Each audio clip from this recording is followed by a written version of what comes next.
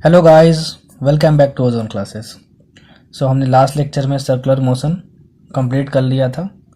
Hope कि आपने खूब सारे क्वेश्चंस बनाए होंगे और अगर उसमें से कोई डाउट आए हों तो आप कमेंट सेक्शन में पूछ सकते हो। आज हम शुरू करेंगे work, energy and power. Concept point of view से ये चैप्टर बहुत ज़्यादा इंपॉर्टेंट है। आने वाले सभी चैप्टर्स में almost work, energy and power का यूज़ आने ही वाला है और इससे एटलीस्ट 2 क्वेश्चंस पूछे ही जाते हैं हर साल लीट में। ठीक है, तो इसलिए भी ये बहुत ज़्यादा इम्पोर्टेंट है। ठीक है, तो हम लोग वर्क, एनर्जी, पावर शुरू करते हैं। ठीक है, ध्यान रखना कि फिजिक्स आप पढ़ रहे हो और मैंने आपको बताया था कि फिजिक्स पढ़ने के लिए और समझने के लिए खुद में कॉन्फिडेंस होना पहले ज़्यादा इम्पोर्टेंट है। ये कॉन्फिडेंट हो जाओ कि हाँ, जो मैं पढ़ रहा हूँ वो सही पढ़ रहा हूँ और जो मैं बनाऊंगा वो सब कुछ बन जाएगा। क्या बनाऊंगा? क्वेश्चंस बनाऊंगा। तो ठीक है ना, तो कॉन्सेप्ट्स पढ़ो, उसको अपने दिमाग में लाओ और ज़्यादा से ज़्यादा क्वेश्चन बनाओ, तभी फिजिक्स क्लियर होगी। ये ओनली वे है फिजिक्स को अच्छे से समझने की और फिजिक्स को मास्टर करने की। कॉन्सेप्ट पढ़ो, ठीक है, कॉन्सेप्ट समझ में आ जाए। जब तक ना आए समझ में कॉन्सेप्ट तब तक क्वेश्चन पे मत जाना, नहीं तो पागल हो जाओगे। फिर क्वेश्चन बनेगा नहीं तुमसे। ठीक है, सबसे पहले कॉन्सेप्ट अच्छे से समझ लो। कॉन्सेप्ट समझ गए तो धीरे धीरे छोटे छोटे क्वेश्चन बनाओ। छोटे छोटे क्वेश्चन बनाते बनाते कुछ डाउट्स आएंगे, वो पूछो हमसे, हम बताएंगे आपको। ठीक है ना, उसके बाद फिर धीरे धीरे बड़े क्वेश्चन पर जाओ, फिर देखोगे सारा कुछ बनेगा आपसे और फिर लगेगा कि अरे वाह, ये तो फिजिक्स हलवा है। ठीक है, तो ऐसे तैयारी करो आप। चलो, और बहुत सारे बच्चे मुझसे बोलते हैं कि सर आवाज़ की थोड़ी कमी है, थोड़ा तेज़ आप बोला करिए। तो देखो, आप अगर ईयरफोन लगा के मेरे लेक्चर को देखोगे ना तो बहुत अच्छे से आवाज़ आपको क्लियर हो जाएगी। ठीक ना, प्लीज़ इतना कॉपरेशन अपने साइड से भी दिखाओ। ठीक ना, लेक्चर को ईयरफोन लगा कर देखो। चलो, अब हम लोग पढ़ते हैं वर्क, एनर्जी एंड पावर। पहले देखते हैं वर्क क्या होता है। ठीक, फिजिक्स में वर्क का मतलब क्या होता है समझो। देखो, एक बॉडी है मान लो हमारे पास यहाँ पर। ठीक, उसको यहाँ पे एक फोर्स मैंने लगाया और वो यहाँ पे था, अगर वो यहाँ से यहाँ पर आ गया, तो अगर वो बॉडी यहाँ से यहाँ तक आ गया मतलब कि उसने कुछ डिस्प्लेसमेंट की। ठीक है, तो अगर इस एम बॉडी ने डिस्प्लेसमेंट की यहाँ से यहाँ तक, मतलब बॉडी डिस्प्लेस हुआ, तो हम लोग बोलेंगे कि वर्क हो रहा है। Work is said to be done. और ये कौन कर रहा है? ये फोर्स। मतलब अगर ये तुमने लगाया तो तुम वर्क डन करो। अगर इस फोर्स के लगाने से, अब ब्लॉक यहाँ से यहाँ अपने आप तो जाएगा नहीं, आपको फोर्स लगाना ही पड़ेगा। यहाँ से यहाँ पर आ गया और डिस्प्लेसमेंट हुआ। डिस्प्लेसमेंट का होना बहुत इंपॉर्टेंट है। तो हम क्या बोलेंगे कि वर्क हो रहा है। ठीक है, चलो, ये तो हमको समझ में आ गया। जो वर्क का बेसिक फॉर्मूला होता है वो याद रखना, वो होता है F vector dot D vector. ठीक है, 90% क्वेश्चन अगर वर्क डायरेक्ट निकालने को आएगा तो यहीं से बनेगा आपके। ठीक है ना, इस फॉर्मूले को कभी मत भूलना। देखो यहाँ पे ये डॉट है, ठीक है, डॉट प्रोडक्ट। तो अगर डॉट प्रोडक्ट है तो मैंने बताया था डॉट प्रोडक्ट ऑफ 2 वेक्टर्स क्या होता है? स्केलर होता है। तो ये कैसी क्वांटिटी होने वाली है? स्केलर क्वांटिटी होने वाली है। कैसी क्वांटिटी होने वाली है? स्केलर क्वांटिटी होने वाली है। अच्छा, अब A vector dot B vector क्या हो रहा था? A B cos theta. तो ये कितना होगा? F into D into cos theta. ठीक है, तो यहां से वर्क को अगर मैं डब्ल्यू से डिनोट करूं तो W is equal to F into D into cos theta. अब देखो, इस फॉर्मूले को तभी लगाना ना जब फोर्स की वैल्यू कांस्टेंट दी हो। फोर्स इज कांस्टेंट, फोर्स की वैल्यू कांस्टेंट दी हो तभी लगाना। ठीक है, ये भी व्हेन फोर्स इज कांस्टेंट। अब देखो, यहां से हुआ आपका W is equal to F into D into cos theta. ये जो थीटा है क्या है? वो angle between vectors F vector and D vector है। मतलब कि जो डिस्प्लेसमेंट है आपका, डिस्प्लेसमेंट वेक्टर क्वांटिटी होता था, ठीक है ना, और जो फोर्स वेक्टर है उसके बीच का एंगल कितना है। ठीक है, अगर मान लो यहां पे बॉडी ऐसे है, ठीक है, मैंने फोर्स इस डायरेक्शन में लगाया, मान लो बॉडी मूव नहीं की। आप बोलोगे सर फोर्स लगाने से बॉडी मूव करेगी ही करेगी, बॉडी क्यों नहीं मूव की? तो भाई हो सकता है यहाँ पे फ्रिक्शन हो और फ्रिक्शन जो हो वो उसको रोक पाए, ठीक ना, इस फोर्स को काउंटर बैक कर पाए। तो ये बॉडी मूव नहीं की, तो अगर बॉडी मूव नहीं की तो बताओ वर्क डन कितना होगा। तो सर ने बताया था कि F into D into cos theta, अगर फोर्स कांस्टेंट होता है तो work is equal to force into displacement into cos theta, लेकिन डिस्प्लेसमेंट तो जीरो है, बॉडी डिस्प्लेस कर ही नहीं रही है, तो इस केस में वर्क डन कितना हो जाएगा, जीरो हो जाएगा। वर्क डन कितना हो जाएगा, जीरो हो जाएगा। अच्छा, ये अपन को समझ में आता है। अच्छा, अब मान लो यहाँ पे theta is equal to 180 degree हो गया। थीटा 180 डिग्री का मतलब क्या हुआ कि तुमने फोर्स तो इस डायरेक्शन में लगाया है और डिस्प्लेसमेंट इस डायरेक्शन में हो रहा है, ठीक है ना। तो ये दोनों वेक्टर्स है, फोर्स और डिस्प्लेसमेंट, तो दोनों के बीच का एंगल बताओ कितना होता है, ये वेक्टर और ये ऐसे वेक्टर है तो 180 डिग्री होता है। तो थीटा जब 180 डिग्री हो जाएगा तो बताओ ये W is equal to F D cos theta कितना हो जाएगा, W is equal to F into D into cos theta, मतलब कॉस 180 डिग्री, तो कितना हो जाएगा माइनस एफ डी। और एफ और डी तो पॉजिटिव है, क्यों, क्योंकि मैंने मॉड लिखा है, A vector dot D vector is equal to F into D into cos theta होगा। तो ये मॉड है, ये भी मॉड है, तो एफ और डी क्या हुआ, एफ और डी क्या हुआ, पॉजिटिव हुआ। कॉस थीटा निगेटिव आ गया यहाँ पे, मतलब कॉस 180 डिग्री की वैल्यू -1 होती है, तो ये माइनस एफ डी हुआ। तो देखो यहाँ वर्क निगेटिव आया, यहाँ वर्क जीरो आया, ठीक है। और अगर फोर्स वेक्टर, ठीक है ना, अगर फोर्स वेक्टर और डी वेक्टर सेम डायरेक्शन में हो तो क्या होता, जरा बताना, दोनों के बीच का एंगल कितना होता, 0 डिग्री। तो यहाँ पे F into D into cos zero होता, तो यहाँ पे प्लस एफ डी आ जाता। तो वर्क पॉजिटिव भी हो सकता है, वर्क निगेटिव भी हो सकता है, और वर्क जीरो भी हो सकता है, ठीक है। तो इस बात को आप ध्यान में रखना। चलो, तो ये तो था वर्क का मतलब बेसिक कॉन्सेप्ट कि वर्क होता क्या है, वर्क का बेसिक फार्मूला क्या होता है, ये सब कुछ। अब मान लो आपको दे दिया जाए कि एफ वेक्टर कार्टेशियन फॉर्म में है, मान लीजिए आपके पास है A1 i cap plus B1 j cap plus C1 k cap, ये कार्टेशियन फॉर्म है, ठीक है ना। और डिस्प्लेसमेंट वेक्टर जो है मतलब कि डी वेक्टर, वो है मान लीजिए आपके पास x1 i cap plus y1 j cap plus z1 k cap. और ध्यान देना ये सारे कांस्टेंट हैं, वेरिएबल नहीं है, ठीक है, मतलब कोई वैल्यू दी है यहाँ 3 4 5 6 7 8, ठीक है। देखो इसको हम लोग बोलते हैं कार्टेशियन फॉर्म। अगर ऐसा कुछ दिया रहे तो मैंने बताया था वर्क डन का formula F vector dot D vector, ठीक है। तो मैं क्या रख दूंगा, A1 i cap F vector की जगह plus B1 j cap plus C1 k cap. देखो भाई ये क्रैश कोर्स है, ठीक है ना, बेस्ट पॉसिबल वे में बेस्ट एक्सप्लेनेशन मैं आपको दूंगा, ठीक है ना, मतलब शॉर्ट टाइम में बेस्ट एक्सप्लेनेशन, और सारी टॉपिक्स कवर हो जाएंगी जो नीट पॉइंट ऑफ व्यू से इंपॉर्टेंट है, ठीक है। नीट से जितने भी क्वेश्चन आते हैं जिस टॉपिक से, मैं सारा कवर करूंगा इस क्रैश कोर्स में, और छोटे समय में आप ज्यादा समझ पाओगे, ठीक है ना। सारी चीजें बेसिक से समझा रहा हूँ, ठीक है ना, शॉर्ट टाइम में अच्छे से समझना। चलो, A1 i cap plus B1 j cap plus C1 k cap dot D vector x1 i cap plus y1 j cap plus z1 k cap, ठीक। तो अब ये तो डॉट प्रोडक्ट हो गया, ठीक है। डॉट प्रोडक्ट कैसे करते थे मैंने बताया था वेक्टर्स चैप्टर में, आई कैप का आई कैसे मल्टीप्लाई, मतलब A1 x1 plus B1 y1 plus C1 z1, मतलब सिंपल आपको डॉट प्रोडक्ट करना है तो ये आ जाएगा। ये कब था, जब फोर्स आपको कांस्टेंट हो तब, ठीक है।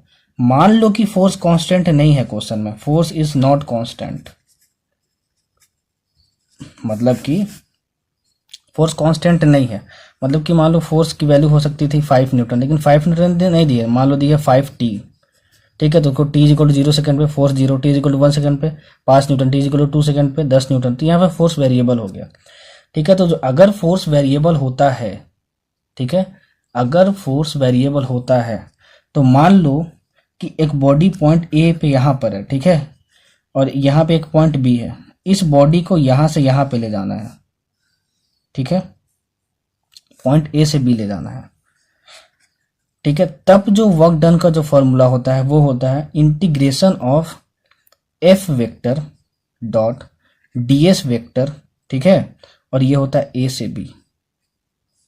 इसको याद कर लेना अच्छे से, ये जितने भी फॉर्मूले बता रहा हूँ सब पे एक एक क्वेश्चन करवाऊंगा ताकि ज्यादा क्लियर हो पाए, ठीक है। ए से बी, तो W is equal to integration of A to B F vector dot DS vector, ये आ गया आपको समझ में। चलो सर आप ये बोल क्या रहे हैं, समझ में नहीं आया। देखो अगर मैं बोल रहा हूं कि जो एफ वेक्टर है, ठीक है ना, वो कुछ ऐसा दिया हुआ है, F vector is equal to F X I cap plus F Y J cap plus F Z K cap, ठीक है ना। मतलब कि एफ एक्स जो है ना यहाँ पे ये कांस्टेंट नहीं, मतलब यहाँ पे 2 नहीं है, मान लो यहाँ पे 2x है, यहाँ पे 3y है और यहाँ पे 7z है, मतलब z पे और y पे x पे डिपेंड कर रहा है, तो ये फोर्स क्या हो गया तुम्हारा, कांस्टेंट नहीं हुआ, इसलिए मैंने लिखा फोर्स इज नॉट कांस्टेंट। आप ds वेक्टर को ना, मतलब डिस्प्लेसमेंट वेक्टर को ऐसे लिख सकते हो, dx i cap plus dy j cap plus dz k cap, ठीक है।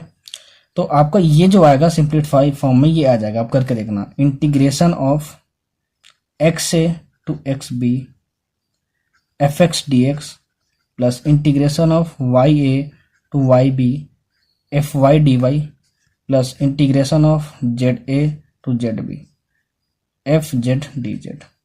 सर इसने आपने ये क्या बता दिया, देखो भाई इस पे अभी तक एक भी क्वेश्चन नहीं आया, ठीक है ना, इस पे अभी तक एक भी क्वेश्चन नहीं आया है। आप क्या करना, आप इस फॉर्मूले को याद कर लेना अच्छे से, डायरेक्ट क्वेश्चंस आता है इस पे। कार्टेशियन फॉर्म में जब गिवन हो तो कैसे निकालते हैं, ठीक है ना, ऐसे निकालते हैं। और ये बेसिक फॉर्मूला, बस ये 3 चीज आप याद रख लिए ना, तो डायरेक्ट वर्क डन कैसे निकालते हैं वो आपको पता चल जाएगा, ठीक है। डायरेक्ट वर्क डन कैसे निकालते हैं वो आपको पता चल जाएगा। अब एक बहुत ही इंपॉर्टेंट पॉइंट देखना, ठीक है, बहुत ही इंपॉर्टेंट पॉइंट देखना कि अगर मैं आपको बोल दूं कि एक पार्टिकल ए पॉइंट पे था, ठीक है ना, उसका जो कोऑर्डिनेट था वो कितना था, x1, y1, z1, इसको डिस्प्लेस करके बी पे लाया गया पॉइंट तक, ठीक है। इसका कोऑर्डिनेट है x2, y2, z2, ये मतलब ये कोऑर्डिनेट्स हैं, x y और z एक्सिस होता है ना। तो मान लो पार्टिकल ए पे यहाँ पे रखा था, आपने कोई फोर्स लगाया और फिर वो पॉइंट बी पे आ गया, ठीक है। तो वो पॉइंट बी पे आया, उसका कोऑर्डिनेट क्या है, x2, y2 और z2 है। तो अगर मैं आपसे ये बोलूं कि बताओ इस केस में डिस्प्लेसमेंट वेक्टर कार्टेशियन फॉर्म में कैसे लिखते हैं, इस केस में डिस्प्लेसमेंट वेक्टर कार्टेशियन फॉर्म में कैसे लिखते हैं, तो अगर आपको नहीं लिखने आता तो ये समझ लो, ds वेक्टर मतलब डिस्प्लेसमेंट वेक्टर ऐसे लिखते हैं, x2 माइनस x1, और x डायरेक्शन में कौन सा वो होता है, मतलब कि यूनिट वेक्टर होता है i cap plus y2 minus y1, ठीक, y2 minus y1 j cap plus z2 minus z1 k cap. Important है, ठीक है, इंपॉर्टेंट है ये, समझ गए, ठीक है, समझ गए कैसे लिखते हैं। नहीं समझ में आया तो फिर से देख लो। अगर एक पार्टिकल को पॉइंट ए से पॉइंट बी पे लाए, उसका कोऑर्डिनेट पहले ये था, कोऑर्डिनेट बी ये था, ठीक है। तो डिस्प्लेसमेंट वेक्टर लिखना चाहे इस केस में तो हम लोग ऐसे लिखते हैं, ठीक है, ऐसे लिखते हैं। चलो तो ये तो हमको समझ में आ गया। चलो अब हम लोग देखते हैं एक बहुत ही स्पेशल पॉइंट वर्क पे। Work depends on frame of reference, बहुत इंपॉर्टेंट पॉइंट है। अगर आपसे क्वेश्चन में पूछा जाए कि बताओ फ्रेम ऑफ रेफरेंस पे डिपेंड करता है कि नहीं वर्क डन, हाँ तो भाई करता है, ठीक है। कैसे करता है देखो, फ्रेम ऑफ रेफरेंस का मैंने मतलब क्या बताया था न्यूटन्स लॉज ऑफ मोशन में, मैंने फ्रेम ऑफ रेफरेंस का मतलब ये बताया था कि अगर मान लो एक लिफ्ट है यहाँ पे, ठीक है, मान लो यहाँ पे एक लिफ्ट है और इस पे एक बॉडी रखा हुआ लिफ्ट में ये बॉडी रेस्ट पे है, लेकिन ये लिफ्ट ए एक्सेलरेशन से ऊपर जा रहा है 5 मीटर पर सेकंड स्क्वायर। अगर किसी आदमी को मैं यहाँ पे खड़ा कर दूं और एक आदमी को मैं ग्राउंड पे खड़ा कर दूं, ठीक है, मैं बोलूं कि बताओ ये आदमी ठीक है, इस ब्लॉक को रेस्ट पे देख रहा हो कि नहीं, तो बोलेगा कि हाँ रेस्ट पे होगा। क्यों रेस्ट पे होगा, क्योंकि इस आदमी का एक्सेलरेशन भी ऊपर ए इतना है और इसका भी इतना ही है, तो इस पे रेस्ट पे देखेगा। लेकिन अगर मैं बोलूं कि जो ग्राउंड पे आदमी खड़ा है, ठीक है ना, क्या उस ब्लॉक को रेस्ट पे देखेगा क्या, वो बोलेगा कि नहीं भाई ये तो रेस्ट पे नहीं है, ये तो इस एक्सेलरेशन से ऊपर जा रहा है, ठीक है ना। तो डिस्प्लेसमेंट देखो, मतलब ये आदमी इसका डिस्प्लेसमेंट अंदर रहते हुए 0 बता रहा है, ग्राउंड पे जो खड़ा है वो बता रहा है कि नहीं ये ऊपर जा रहा है, तो लिफ्ट कभी ना कभी यहाँ पे आ जाएगी, तो ब्लॉक यहाँ पे आ जाएगा, ठीक है, मतलब डिस्प्लेसमेंट हो रहा है। तो अगर डिस्प्लेसमेंट चेंज हो रहा है तो वर्क जो क्या है फ्रेम ऑफ रेफरेंस पे डिपेंड करेगा ही, ठीक है। क्यों, क्योंकि वर्क डन का जो फॉर्मूला होता है वो होता है F vector dot B D vector. तो अगर आपका डी चेंज हो रहा है फ्रेम ऑफ रेफरेंस की वजह से, ठीक है, देखो यहाँ पर है तो डी कितना है 0, यहाँ पर तुम खड़े हो तो क्या बोल रहे हो कि ये डी कितना है, कुछ हो रहा है, यहाँ से यहाँ तक ब्लॉक आ जा रहा है, तो डी चेंज हो रहा है, ठीक है ना। तो फ्रेम ऑफ रेफरेंस के वजह से तुम्हारा डिस्प्लेसमेंट चेंज हो रहा है, इसलिए फ्रेम ऑफ रेफरेंस की वजह से वर्क डन भी चेंज होगा। ठीक है, देखो इस पे छोटा सा एग्जांपल लेके समझा रहा हूँ। मान लो आपको यहाँ पे एक ब्लॉक रखा हुआ है, ठीक है, यहाँ पे एक ब्लॉक रखा हुआ है, इस पे दो फोर्स लगेंगे, नॉर्मल लगेंगे, mg लगेंगे, अगर मैं ग्राउंड से देख रहा हूँ तो। ठीक है, अगर आपसे क्वेश्चन में पूछ दिया जाए, अगर आपसे क्वेश्चन में पूछ दिया जाए कि एक ऑब्जर्वर यहाँ खड़ा है ए और एक ऑब्जर्वर यहाँ पे बैठा है बी लिफ्ट में, ठीक है, लिफ्ट 2 सेकंड बाद मान लो यहाँ पर आ गया, ठीक है, और ब्लॉक यहाँ पे था और ब्लॉक यहाँ पे आ गया, ठीक है, ये 5 मीटर का डिस्टेंस है मान लो। मैं बोलूं कि what is work done by this normal force जब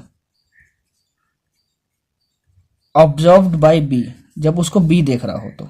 ठीक है, पहला केस ये था।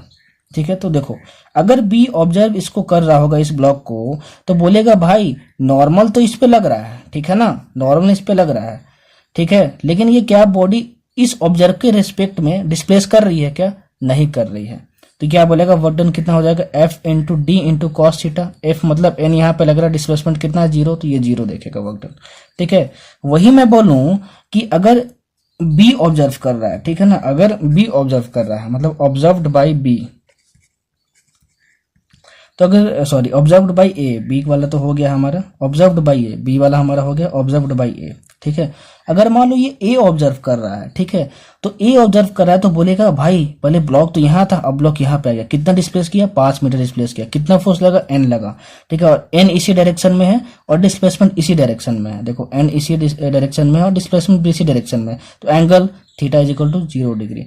तो वर्क डन का formula F into D into cos 0 degree, मतलब कितना? F into D. एफ कितना है? एन है, और डी कितना है? 5 है, 5 मीटर, तो ये हो गया 5n।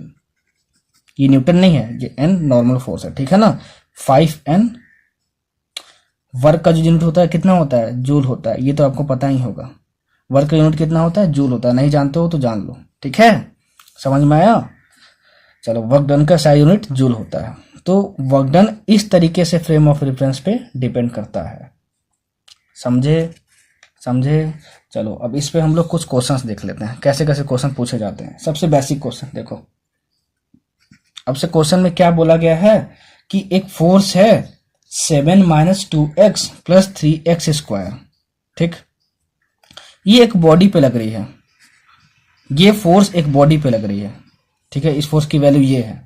ठीक है, और ये बॉडी का जो मास है वो 2 kg का है। ठीक है, अच्छा, अगर ये 2 kg का मास है और इस फोर्स के लगने की वजह से अगर ये x = 0 से x = 5 मीटर पे आ गया, ठीक है ना, मतलब क्या बोल रहा हूं, ये पहले 0 पे रखा था, ऑरिजिन पे रखा हुआ था, अब वो कितना डिस्प्लेस कर गया? 5 मीटर डिस्प्लेस कर गया। तो बताओ वर्क डन कितना हुआ होगा? ठीक है, वर्क डन की आपको वैल्यू बतानी है कि वर्क डन बताओ कितना हुआ होगा। देखो अब बहुत ही आसानी से क्वेश्चन सॉल्व हो जाएगा। देखो कैसे सॉल्व होगा। सबसे पहले देखो कि डिस्प्लेसमेंट हो भी रहा है कि नहीं हो रहा है। ठीक है ना, तो डिस्प्लेसमेंट यहाँ पे हो रहा है x = 0 से x = 5 मीटर, मतलब कि वर्क डन हो रहा होगा। फिर देखो कि फोर्स कांस्टेंट है कि नहीं है। देखो यहाँ पे फोर्स कांस्टेंट नहीं है, फोर्स x पे डिपेंड कर रहा है, तो यहाँ पे फोर्स वेरिएबल है। अच्छा, तो सर ने बताया था कि अगर फोर्स वेरिएबल हो तो क्या करेंगे? हम लोग लगा देंगे integration of f vector dot ds vector. ठीक है, ये वर्क डन होगा, यहाँ पे इंटीग्रेशन का साइन होगा। ठीक है, अच्छा, अब जो डिस्प्लेसमेंट वेक्टर है देखो वो बस x एक्सिस के अलॉन्ग में है, x = 0 से x = 5 मीटर पे आ रहा है, मतलब i कैप के डायरेक्शन में है। ठीक है, और f क्या है? बस x पे डिपेंड कर रहा है, x पे डिपेंड कर रहा है, मतलब कि फोर्स किस डायरेक्शन में होगा? i कैप के डायरेक्शन में होगा। ठीक है, तो अगर मैं f वेक्टर लिखूं तो वो क्या होगा? 7 - 2x + 3x² i कैप। ठीक है, अच्छा, और मैं अगर बोलूं कि डिस्प्लेसमेंट वेक्टर क्या होगा? ds वेक्टर, तो ये कितना हो जाएगा बताओ? ये हो जाएगा आपका 5 i कैप। चलो, तो f vector dot ds vector, ठीक है, f vector dot ds vector, sorry ds vector जो 5 i कैप नहीं होगा, ठीक है ना, क्योंकि x = 0 से x = 5 मीटर आ रहा है, तो मैंने ये तो 5 कांस्टेंट लिख दिया, 5 कांस्टेंट नहीं होगा यहाँ पर, तो होगा कितना? मान लेते हैं कि ये dx वेक्टर होगा, dx। ठीक है, और ये dx किस डायरेक्शन में है? x एक्सिस के डायरेक्शन में, तो dx i कैप हुआ। ठीक है, देखो तो फिर ये आप फॉर्मूला लगाओगे तो ये क्या हो जाएगा आपका? बताओ ये क्या हो जाएगा? ये हो जाएगा आपका इंटीग्रेशन ऑफ ठीक है। एफ वेक्टर मतलब कि 7 minus 2x plus 3x square, ठीक है। और फिर आई कैप, और आई कैप का डॉट निकालोगे तो 0 डिग्री, ठीक है, cos 0 डिग्री, तो वो 1 हो जाएगी आपकी वैल्यू, और ये dx का dx हो जाएगा, ठीक है। और कहाँ से कहाँ तक वो लिमिट लगा दो, 0 से 5, ठीक। तो ये आपका क्या आ जाएगा, वर्क डन आ जाएगा, ठीक है। 0 to 5 7 minus 2x plus 3x square into dx, ठीक है। तो ये आपका सॉल्व करोगे तो कैसे आएगा बताओ, 7x minus 2x square by 2 plus 3x cube by 3, ठीक। तो 2 2 कैंसिल, 3 3 कैंसिल, और लिमिट क्या हो गया, 0 to 5 हो गया। तो इसको आप सॉल्व करोगे तो ये आएगा आपका 135 जूल। कितना आएगा आपका, 135 जूल, ठीक है। देखो अगर ये समझ में आ गया तो बहुत अच्छी बात है, नहीं समझ में आया तो देखो फिर समझाता हूँ। जितनी बार बोलोगे उतनी बार हम समझाएंगे, ठीक है, पर समझ में आना चाहिए। सर ने क्या बोला था कि वर्क डन का फॉर्मूला ये होता है जब फोर्स कांस्टेंट नहीं हो तो, ठीक है। तो फोर्स कांस्टेंट नहीं था, एक्स पे डिपेंड कर रहा था, ठीक है। और मैंने बताया था कि ds वेक्टर को आप क्या लिख सकते हो, अगर फोर्स कांस्टेंट नहीं हो तो dx i cap plus dy J cap plus dz के कैप, ठीक है, ये लिख सकते हो, मैंने बताया था, ठीक है। फर्स्ट या सेकेंड स्लाइड में मैंने बताया आपको, ठीक है। अच्छा, अब body x is equal to 0 to x is equal to 5 metre पे जा रही है, मतलब कि x एक्सिस की ओर बस डिस्प्लेसमेंट हो रहा है। ये पार्ट 0 हो गया और ये पार्ट 0 हो गया, तो क्या बचा, बस dx आई कैप बचा, ये समझ में आ गया। f vector is equal to क्या दिया हुआ, 7 minus 2x plus 3x square, ठीक है। अच्छा, ये सिर्फ x पे डिपेंड कर रहा है, इसका मतलब कि ये आई कैप के डायरेक्शन में होगा, ठीक है। तो अब क्या करोगे, w is equal to 7 minus 2x plus 3x square, ठीक है, i cap dot dx i cap लिख दोगे, ठीक है, क्योंकि ds vector is equal to बस dx आई कैप बचा, तो बस। और लिमिट क्या लगाओगे, कहाँ से कहाँ जा रहा है, सिर्फ x एक्सिस की डायरेक्शन में जा रहा है, तो 0 से 5 मीटर ये लगाओगे लिमिट, ठीक है। वही जो मैंने बताया था यहाँ पे a to b मतलब क्या, कि जहां से शुरू किया और जहां पे खत्म किया, ठीक है, a to b। अब बाकी इंटीग्रेशन का पार्ट है, इंटीग्रेशन करो आप, निकाल लो। होप कि इंटीग्रेशन आता होगा आपको, नहीं आता है तो भाई इंटीग्रेशन सीख लो, ठीक ना, क्योंकि बेसिक इंटीग्रेशन डिफरेंशिएशन आपको आना चाहिए, ठीक। तो वर्क डन ऐसे निकालते हैं। चलो अब दूसरा क्वेश्चन देखो। देखो एक फोर्स हमारे पास है F vector is equal to 3 i cap minus 2 j cap plus 4 k cap, ठीक है ना। ये एक बॉडी पे लगी, ठीक है ना, ये एक बॉडी पे लगी, और वो बॉडी पहले -2,1,3 पे रखी हुई थी, ठीक है, और डिस्प्लेस होकर वो बी पॉइंट पे पहुंच गया। वो है 3,6,-2 उसका कोऑर्डिनेट, जब बी पे पहुंच गया था, मतलब ए पे थी तो ये कोऑर्डिनेट था, तो बी पे था तो ये कोऑर्डिनेट था। देखो कोऑर्डिनेट चेंज हुआ मतलब कि वर्क डन हो रहा होगा। तो बताओ कि ये फोर्स कितना वर्क डन करेगा, ठीक है। तो मैंने क्या बोला कि सबसे पहले देखो डिस्प्लेसमेंट हो रहा है कि नहीं, तो देखो अगर कोऑर्डिनेट चेंज हो रहा है तो डिस्प्लेसमेंट तो होगा ही, ठीक। पॉइंट ए से पॉइंट बी पे गया। फिर देखो कि फोर्स कांस्टेंट है कि नहीं, तो देखो अरे फोर्स तो कांस्टेंट है यहाँ पे, ठीक है। तो फोर्स कांस्टेंट है, तो और देखो ये भी कार्टेशियन फॉर्म में है, और इसको भी तुम कार्टेशियन फॉर्म में लिख सकते हो। तो कार्टेशियन फॉर्म में जब वर्क डन निकालना होता है तो F vector dot D vector, ये फॉर्मूला लगाते हैं हम लोग, ठीक है। चलो अब सर ने क्या बताया था कि अगर ऐसा कुछ दिया हो, ठीक ना, ए पॉइंट से बी पॉइंट पे जा रहा हो, तो डिस्प्लेसमेंट वेक्टर हम लोग कैसे लिखते हैं, ds vector is equal to 3 -2 i cap, मैंने बताया है सेकंड या थर्ड स्लाइड में, पिछला स्लाइड देखो आप, प्लस 6 - 1 5 जे कैप माइनस -2 -3 -5 के कैप। तो ये कितना आया, 5 आई कैप प्लस 5 जे कैप माइनस 5 के कैप। अब वर्क डन कितना हो गया, एफ वेक्टर मतलब कि 3 i cap minus 2 j cap plus 4 k cap dot 5 I cap plus 5 J cap minus 5 के कैप, ठीक है, इज इक्वल टू, देखो ये कितना हो जाएगा आपका, 3 × 5 15 -10 -20, तो 15 -30, तो ये कितना आ गया, -15 जूल। आंसर कितना सिंपल था। देखो देखो क्योंकि ये क्रैश कोर्स है ना, तो मुझे बहुत ही सिलेक्टिव क्वेश्चंस लेने पड़ते हैं।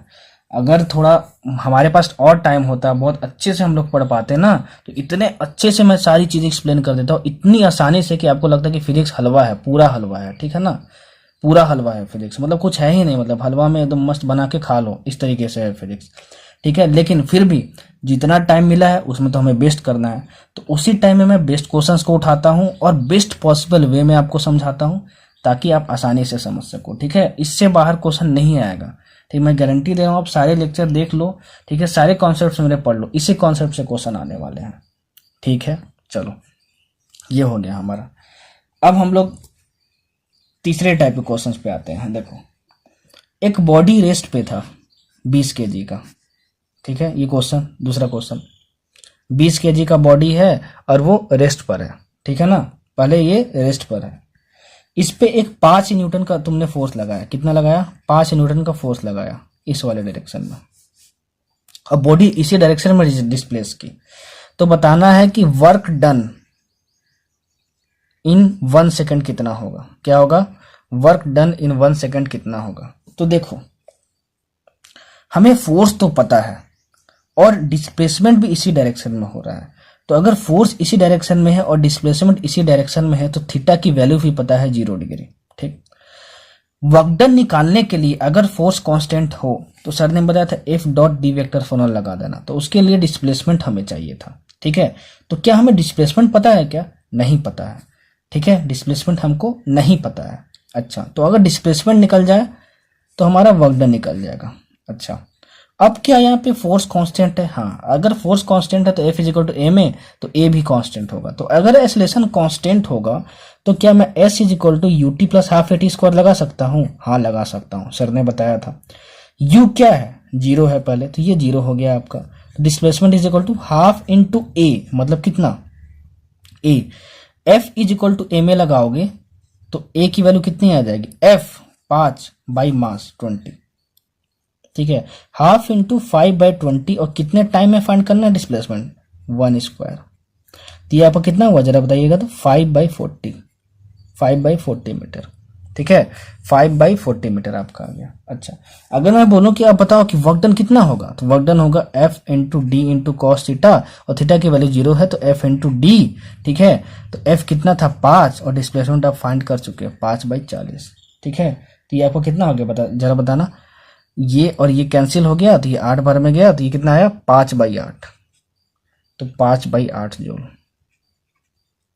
5/8 जूल्स। कितना आएगा? 5/8 जूल्स आएगा। ठीक है ना, चलो, तो आपको 5/8 जूल्स आ गया, तो ये भी क्वेश्चन हमारा हो गया। ठीक, चलो अब हम लोग देखते हैं दूसरा क्वेश्चन।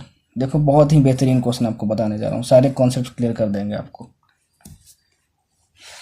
देखो, एक ब्लॉक है यहां पे, वो रखा हुआ है। ठीक, वो यहां पे रखा हुआ है। चलो, अगर वो यहां पे रखा हुआ है ना, तो उसका जो मास है वो 10 kg है, और ये जो सरफेस है ना, ये सरफेस रफ है। कैसा सरफेस? रफ है। इस ब्लॉक पे आपने एक फोर्स लगाया है, इस ब्लॉक पे आपने एक फोर्स लगाया, वो फोर्स की जो वैल्यू है वो 10 न्यूटन है। फोर्स की वैल्यू जो है वो 10 न्यूटन है। ठीक है, अच्छा, जो आपने फोर्स की वैल्यू लगाई है वो 10 न्यूटन की लगाई है, मतलब फोर्स कांस्टेंट है। ये रफ सरफेस है और म्यू की वैल्यू दी हुई है 0.4। ठीक, अगर ये ब्लॉक इस एफ फोर्स लगाने से डिस्प्लेस किया 5 मीटर तक, कितना डिस्प्लेस किया? 5 मीटर तक। ये ब्लॉक ए है, ये ब्लॉक ए है। तो आपको बताना है कि इस ब्लॉक पे जितने भी फोर्सेस लग रहे होंगे, तो वो जितने भी वर्क डन कर रहे होंगे उसकी वैल्यू क्या होगी। ठीक है, समझे? ब्लॉक ए था यहाँ पे, उसका मास 10 kg था, इतना फोर्स तुमने लगाया, इस फोर्स के लगाने की वजह से ये ब्लॉक यहाँ से यहाँ आ गया, डिस्प्लेसमेंट हुआ 5 मीटर। ये सरफेस रफ है, सरफेस रफ है तो कोफिशिएंट ऑफ फ्रिक्शन की वैल्यू 0.4 है। तो बताना है इस ब्लॉक पे जितने भी फोर्सेस लग रहे होंगे वो कितना वर्क डन कर रहे होंगे। ठीक, चलो, तो देखो, पहले देख लेते हैं कौन कौन से फोर्स लग भी रहे होंगे। एक एफ फोर्स जो आपने लगाया है, बॉडी इस साइड डिस्प्लेस कर रही है तो फ्रिक्शन स्मॉल एफ इस डायरेक्शन में लगेगा। एक नॉर्मल कांटेक्ट फोर्स लगेगा ऊपर, और एक mg लगेगा जो अर्थ लगाएगा, ये तो पता है आपको। चलो मैं निकालता हूं पहले mg कितना वर्क डन किया। देखो, डिस्प्लेसमेंट इस ब्लॉक का इस वाले डायरेक्शन में है, देखो इधर जा रहा है, और ये फोर्स इस वाले डायरेक्शन में लग रहा है। दोनों के बीच का एंगल 90 डिग्री। ठीक, तो मैं बोलूं कि work done is equal to F dot D vector होता है, क्योंकि फोर्स यहाँ पे कांस्टेंट है, तो F into D into cos theta हो गया।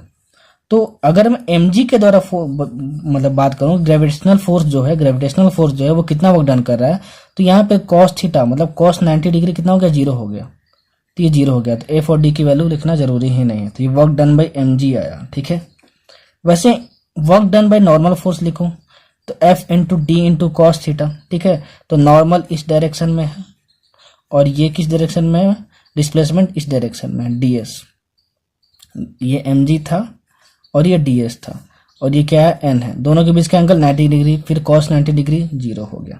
तो मतलब नॉर्मल और ग्रेविटेशनल फोर्स कितना वर्क डन कर रहे हैं, 0 वर्क डन कर रहे हैं। ठीक है, अब देखो जो मैंने फोर्स लगाया मतलब work done by applied force, मतलब F is equal to displacement भी इसी डायरेक्शन में, फोर्स भी इसी डायरेक्शन में, थीटा 0 डिग्री मतलब F into D into cos 0 degree. तो ये कितना आया, F इंटू डी आया। ठीक है, फोर्स तुमने कितना लगाया था, 10 न्यूटन का लगाया था।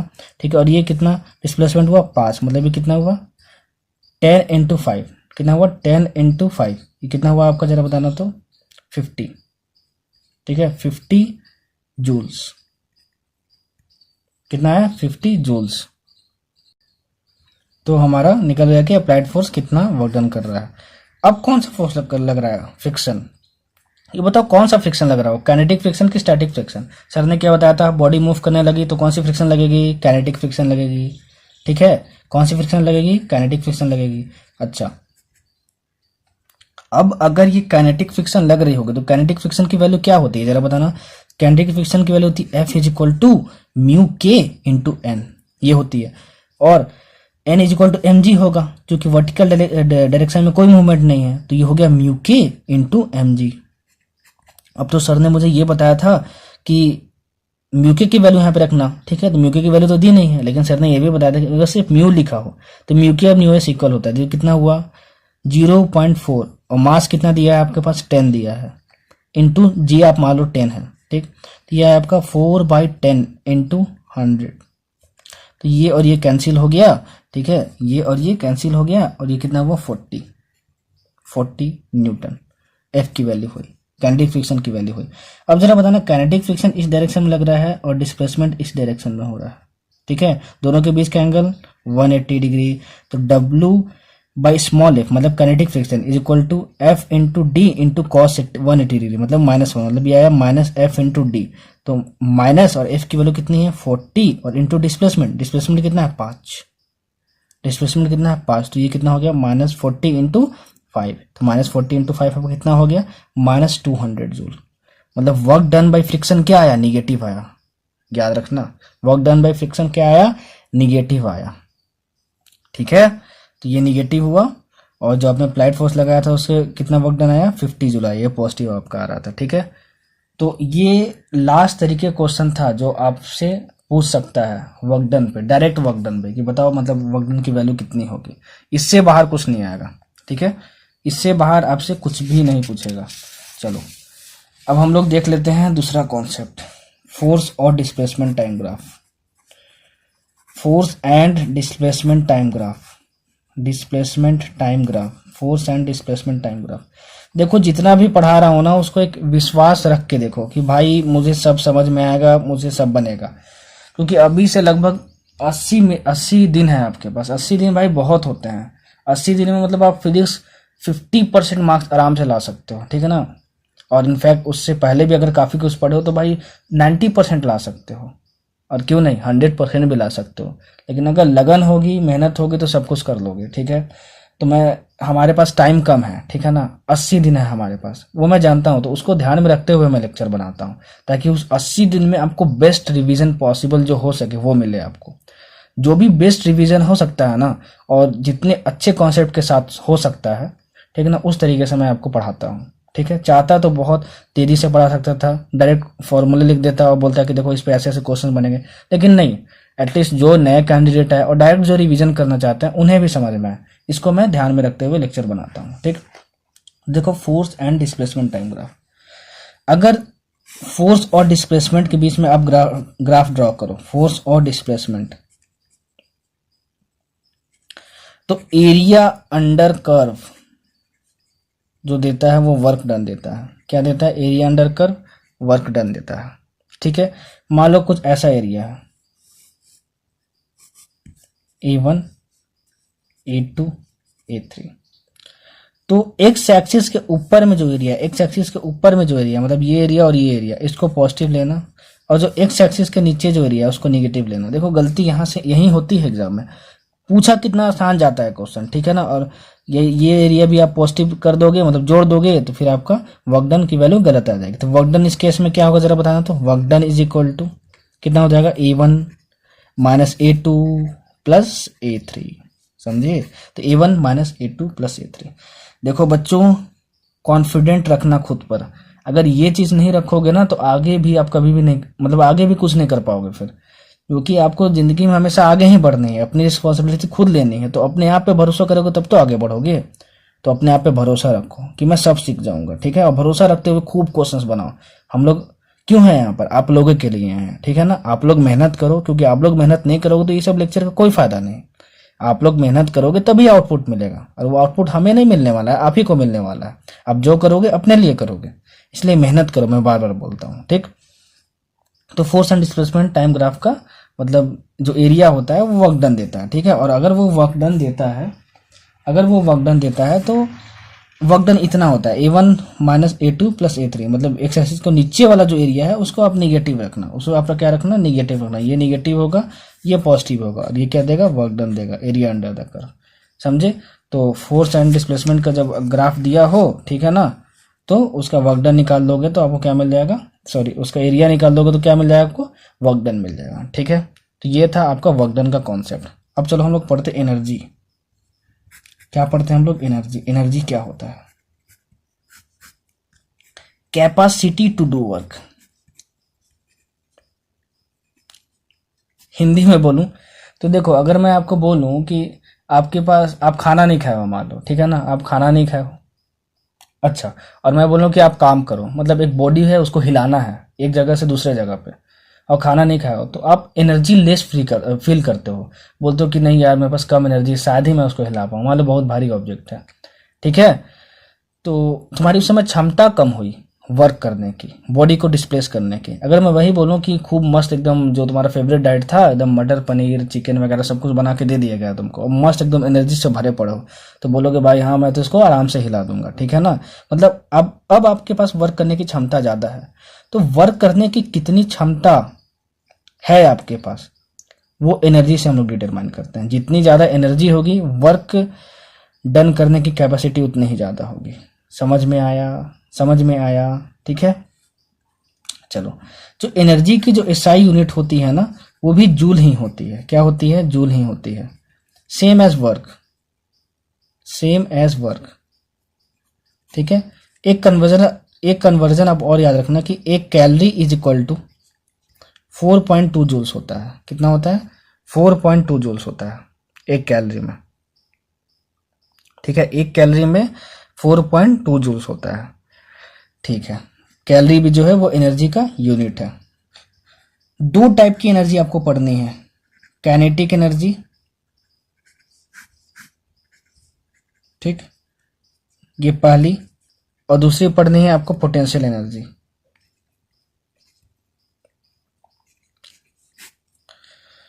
देखो, अगर कोई भी ऑब्जेक्ट v स्पीड से मूव कर रहा है और इसका मास m है, तो उसकी जो काइनेटिक एनर्जी का फॉर्मूला होता है वो होता है half into M into we square. Sir potential energy का क्या फॉर्मूला होता है, तो पोटेंशियल एनर्जी का फॉर्मूला अलग अलग केस में अलग अलग होता है। क्या, अलग अलग केस में अलग अलग होता है, ठीक। मतलब अगर मैं स्प्रिंग ले लूं तो उसकी पोटेंशियल एनर्जी अलग होती है, ठीक है। एक होता है ग्रेविटेशनल पोटेंशियल एनर्जी, उसकी वैल्यू अलग होती है। तो हम लोग देखते हैं कि पोटेंशियल एनर्जी का एक्सप्रेशन क्या क्या अलग अलग होता है, ठीक है ना, क्या क्या अलग अलग होता है। तो देखो, आपको ये पता चलेगा कि काइनेटिक एनर्जी की value half m v square होती है, ठीक। एक बॉडी है, मास m है, v स्पीड से मूव कर रहा है, तो इसकी काइनेटिक एनर्जी कितनी होगी, k is equal to half m v square होगी। v क्या है, यहाँ पे स्पीड है। अगर v स्पीड है, m मास है, वो भी क्या है, v स्पीड है, ये स्केलर क्वांटिटी, m मास है, वो भी स्केलर क्वांटिटी, तो काइनेटिक एनर्जी कितना क्या होगा, वो भी स्केलर क्वांटिटी होता है। इनफैक्ट की जो एनर्जी ही होता है ना, वो भी एक स्केलर क्वांटिटी होता है। क्या होता है, स्केलर क्वांटिटी। देखो, ये एक रिवीजन लेक्चर है, क्रैश कोर्स का लेक्चर है, शॉर्ट टाइम में बेस्ट रिजल्ट लेना है, तो अब भी अपना एफर्ट दिखाना, ज़्यादा से ज़्यादा क्वेश्चन बनाना, ठीक है, तभी सब कुछ क्लियर हो पाएगा। चलो, ये था काइनेटिक एनर्जी, ये याद रखना। अगर कोई भी बॉडी मूव कर रही है तो एम मास है, तो हम लिख देंगे काइनेटिक एनर्जी का फॉर्मूला, ठीक है। काइनेटिक एनर्जी का फॉर्मूला क्या होता है? Half into M into we square. अच्छा, अब पोटेंशियल एनर्जी का सिर्फ 2 फॉर्मूला याद रखना है, ठीक है ना। देखो, मैं पूरा अच्छे से आपको एक्सप्लेन करता, लेकिन उसका भी कोई यूज नहीं है, ठीक है ना, उतना आप जानते होंगे, ठीक है।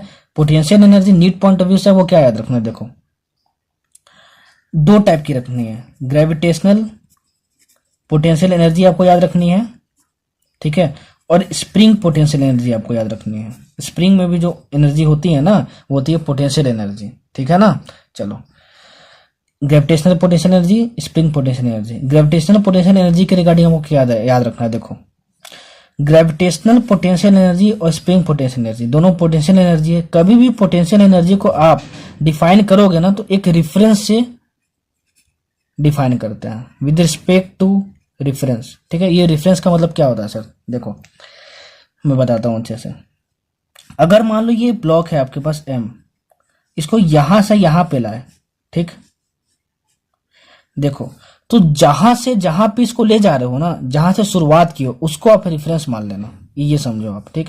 तो मैं इसको यहां से यहां ले जा रहा हूं, पॉइंट ए ये था और पॉइंट बी ये हो गया, ठीक है। मैं इसको यहां से यहां पे ले जा रहा हूं, पॉइंट ए से पॉइंट बी ले जा रहा हूं, तो जहां से ले जा रहे हो उसको आप रेफरेंस मान लेना। आप मान किसी को भी सकते हो, लेकिन मैं जो बता रहा हूं आपको उससे इजी हो जाएगा।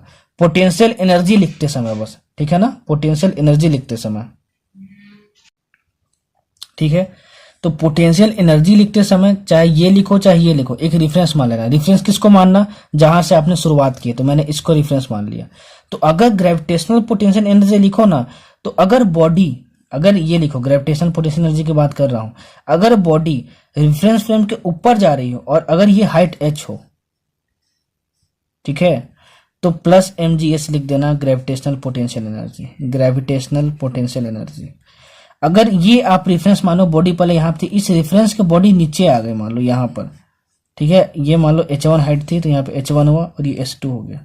तो अगर बॉडी रेफरेंस के नीचे आ गई, तो ग्रेविटेशनल पोटेंशियल एनर्जी क्या लिख देना? माइनस mgh1, ठीक, क्या लिख देना? Minus mgh1, sorry h2। अब यहाँ पे एक बहुत इंपॉर्टेंट पॉइंट है, अच्छे समझना, स्पेशल केसेस का। मान लो ऐसा कोई वेज रखा हुआ है, ठीक, ब्लॉक यहां पे था m मास का, ठीक, ये हाइट आपका h है और ये जो डिस्टेंस है ना वो x है, ठीक। अगर मैं बोल लूं कि ये जो ब्लॉक यहां से यहां पे आ जाएगा, ठीक है ना, यहां से यहां पे आ जाएगा और पहले वो यहां पे था, ठीक है, और मैं रेफरेंस इसको ले रहा हूं, इस लाइन को जहां पे था पहले, उसी को रेफरेंस हमेशा लेना, ज्यादा इजी पड़ता है, ठीक है ना। देखो, जहां से शुरुआत किया उसको रेफरेंस माना। अब ये ब्लॉक यहां से अगर यहां पे आ गया, तो बताओ उसने कितनी ग्रेविटेशनल पोटेंशियल एनर्जी लूज की। तो मैंने आपको क्या बताया था कि जहां से ब्लॉक शुरू किए उसको रेफरेंस मान लो, रेफरेंस मान लिया, और ब्लॉक कहां आ गया? अब नीचे आ गया, ग्राउंड पे आ गया एम, ठीक है। तो ये जो एच होता है ना, वो वर्टिकल हाइट होता है, याद रखना।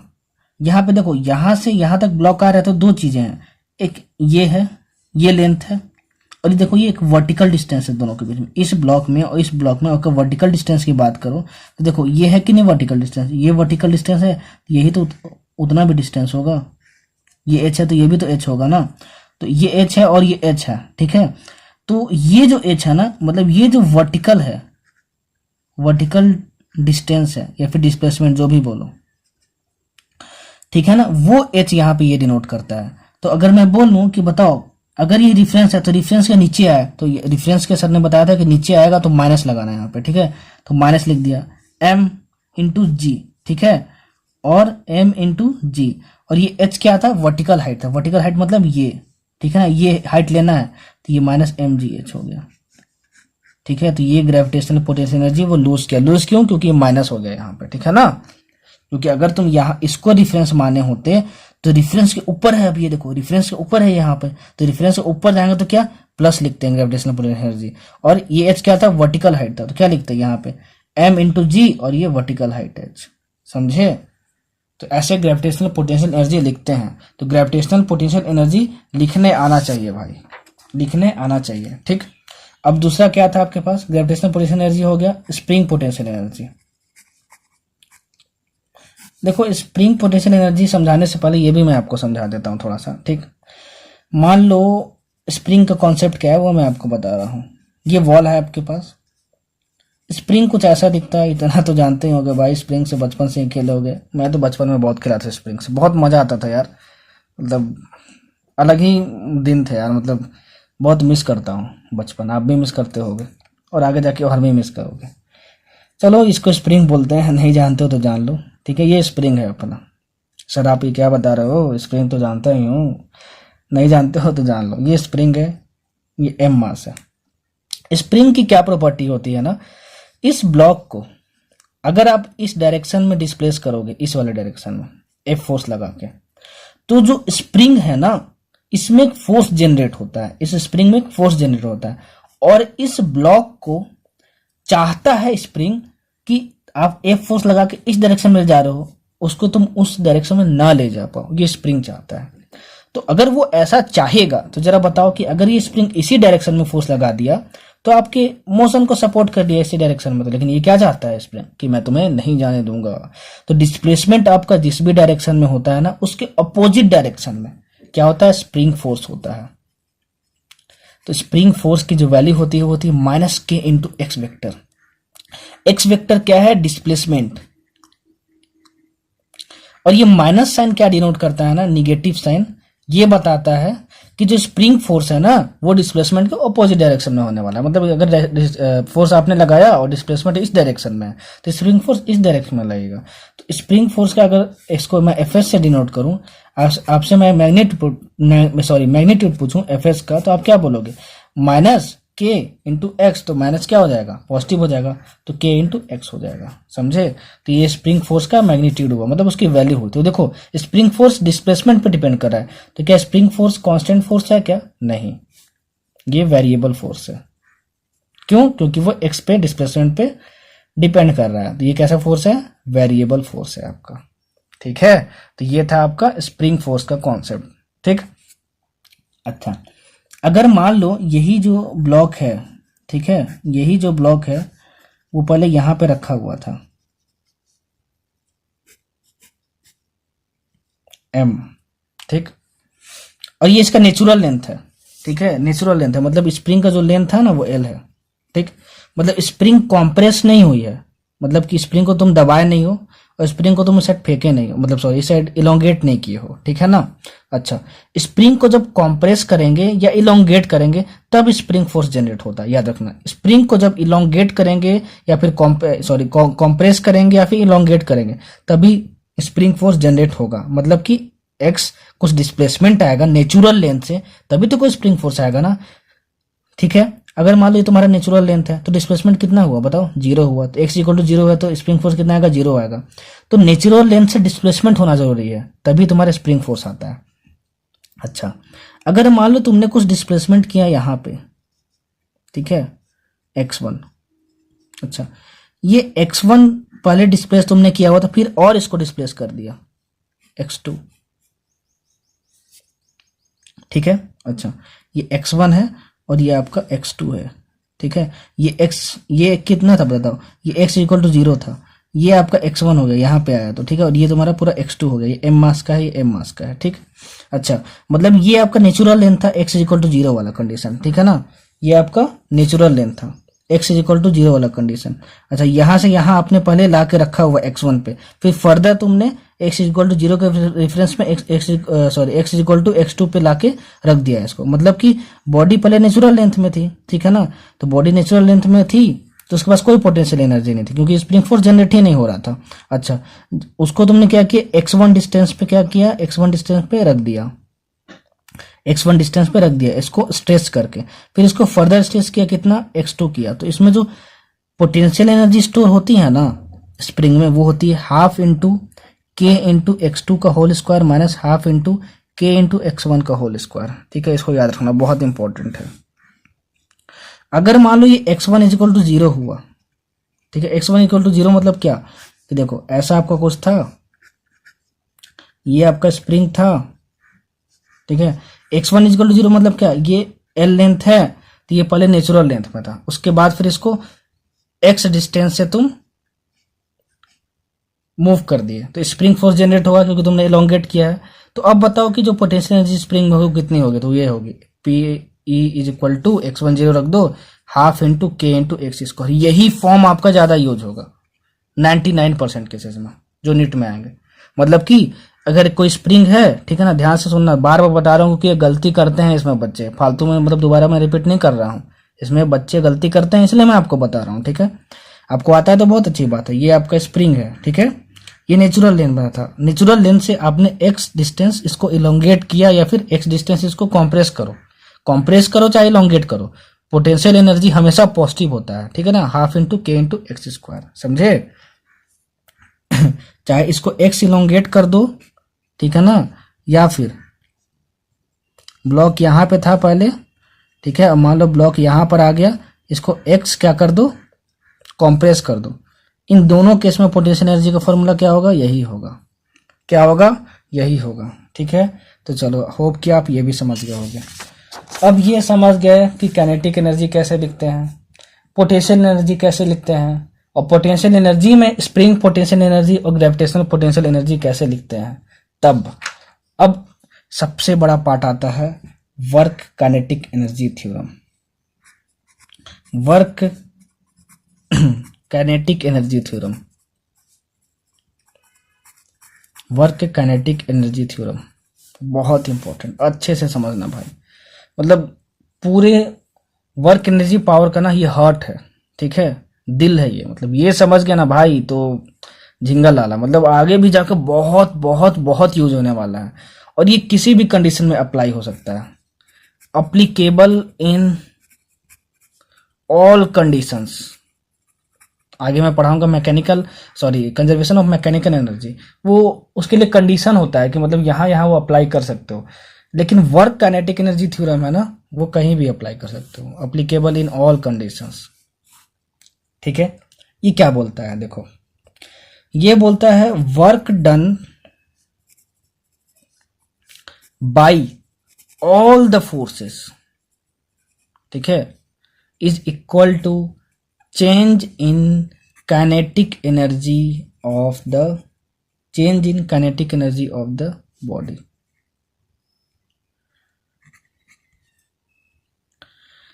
उस बॉडी पे जितने भी फोर्स लग रहे होंगे, work done by all the forces यहां बोला हूं, याद रखना, उस बॉडी पे जितने भी फोर्सेस लग रहे होंगे, ठीक है ना, वो जितना जितना वर्क डन कर रहे होंगे उसका sum is equal to change in kinetic energy of body के इक्वल होता है, ठीक है।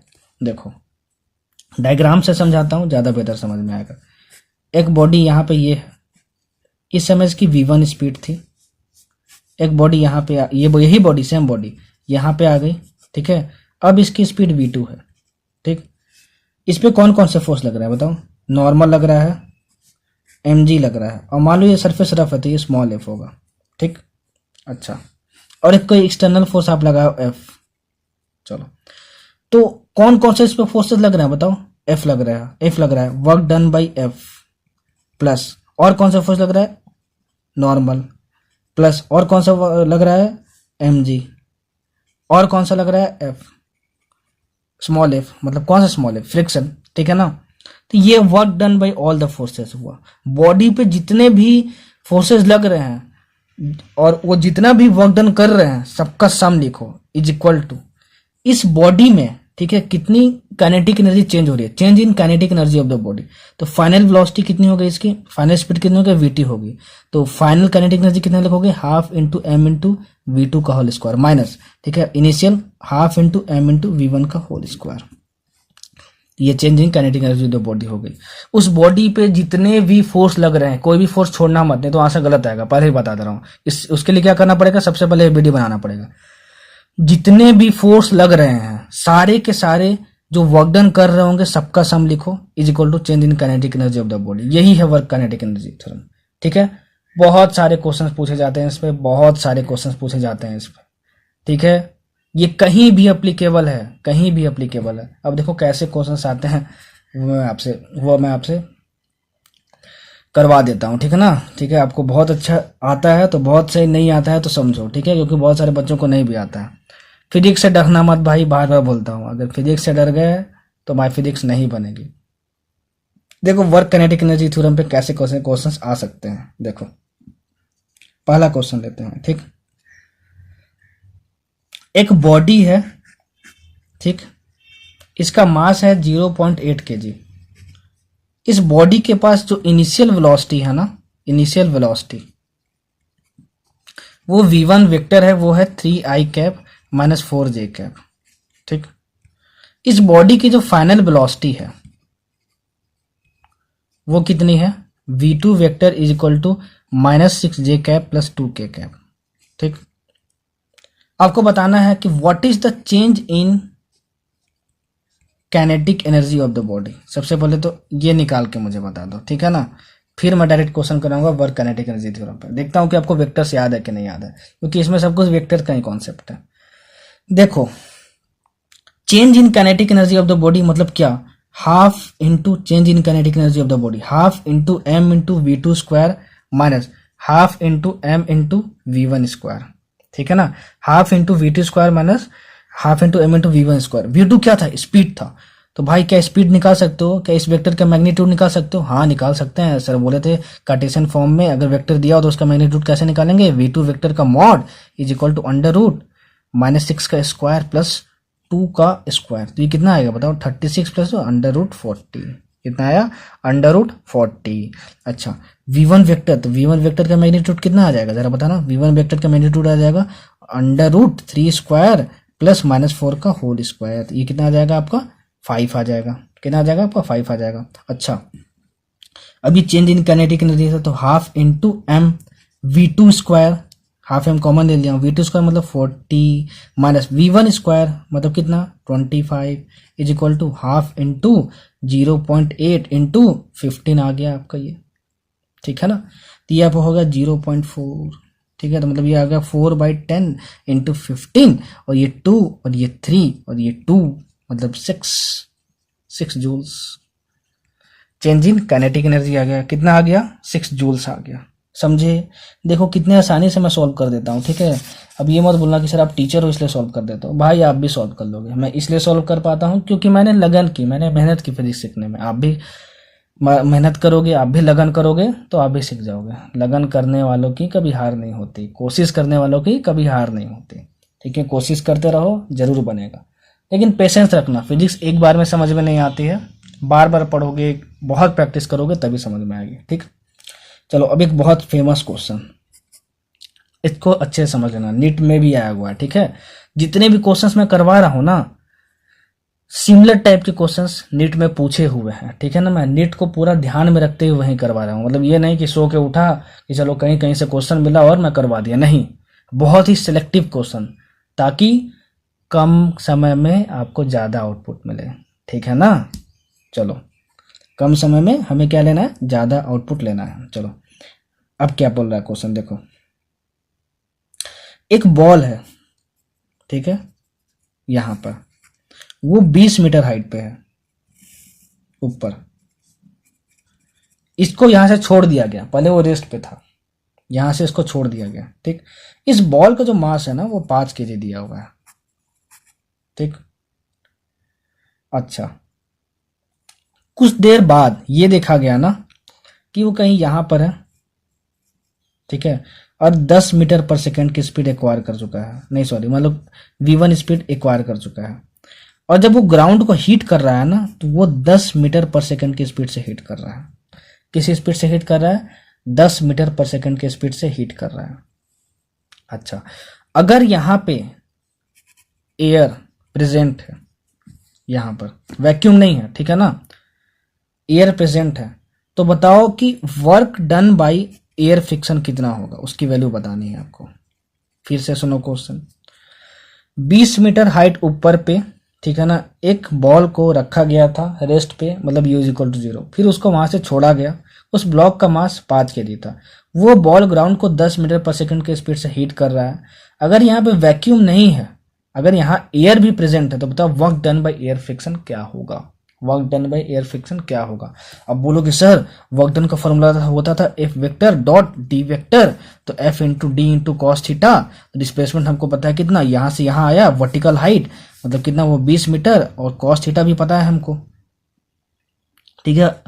एफ मिल जाए तो काम बन जाए, ठीक है ना। तो बोलोगे sir work done by air friction find करना, तो एयर फ्रिक्शन से कितनी फोर्स है वो तुमको पता है नहीं, तो मैं कैसे निकालूंगा। तो देखो भाई आप ये क्या बोलोगे कि सर ने क्या बोला था कि वर्क काइनेटिक एनर्जी थ्योरम तो हर जगह अप्लीकेबल होती है, ठीक है ना। और वो हॉट है, हॉट मतलब क्या, दिल है कौन से चैप्टर का, वर्क एनर्जी एंड पावर का। तो उसको मैं अप्लाई करके देखता हूं कि अप्लाई होता है कि नहीं, ठीक है। चलो तो वर्क काइनेटिक एनर्जी थ्योरम लगाते हैं हम लोग, ठीक। तो वर्क काइनेटिक एनर्जी थ्योरम लगाने से पहले सर ने क्या बोला था कि इसका एफबीडी बना लो, तो इस पे कौन कौन से फोर्सेस लग रहे हैं। तो देखो इस पे कौन कौन सा फोर्सेस लग रहा है, इस पे mg लग रहा होगा नीचे, ये गिर रहा होगा तो, और क्योंकि एयर है तो एयर फ्रिक्शन लग रहा होगा, ठीक है ना। एयर में एयर फ्रिक्शन लगता है। अब एयर फ्रिक्शन किस डायरेक्शन में लग रहा होगा ये हमको नहीं पता है, ठीक है ना।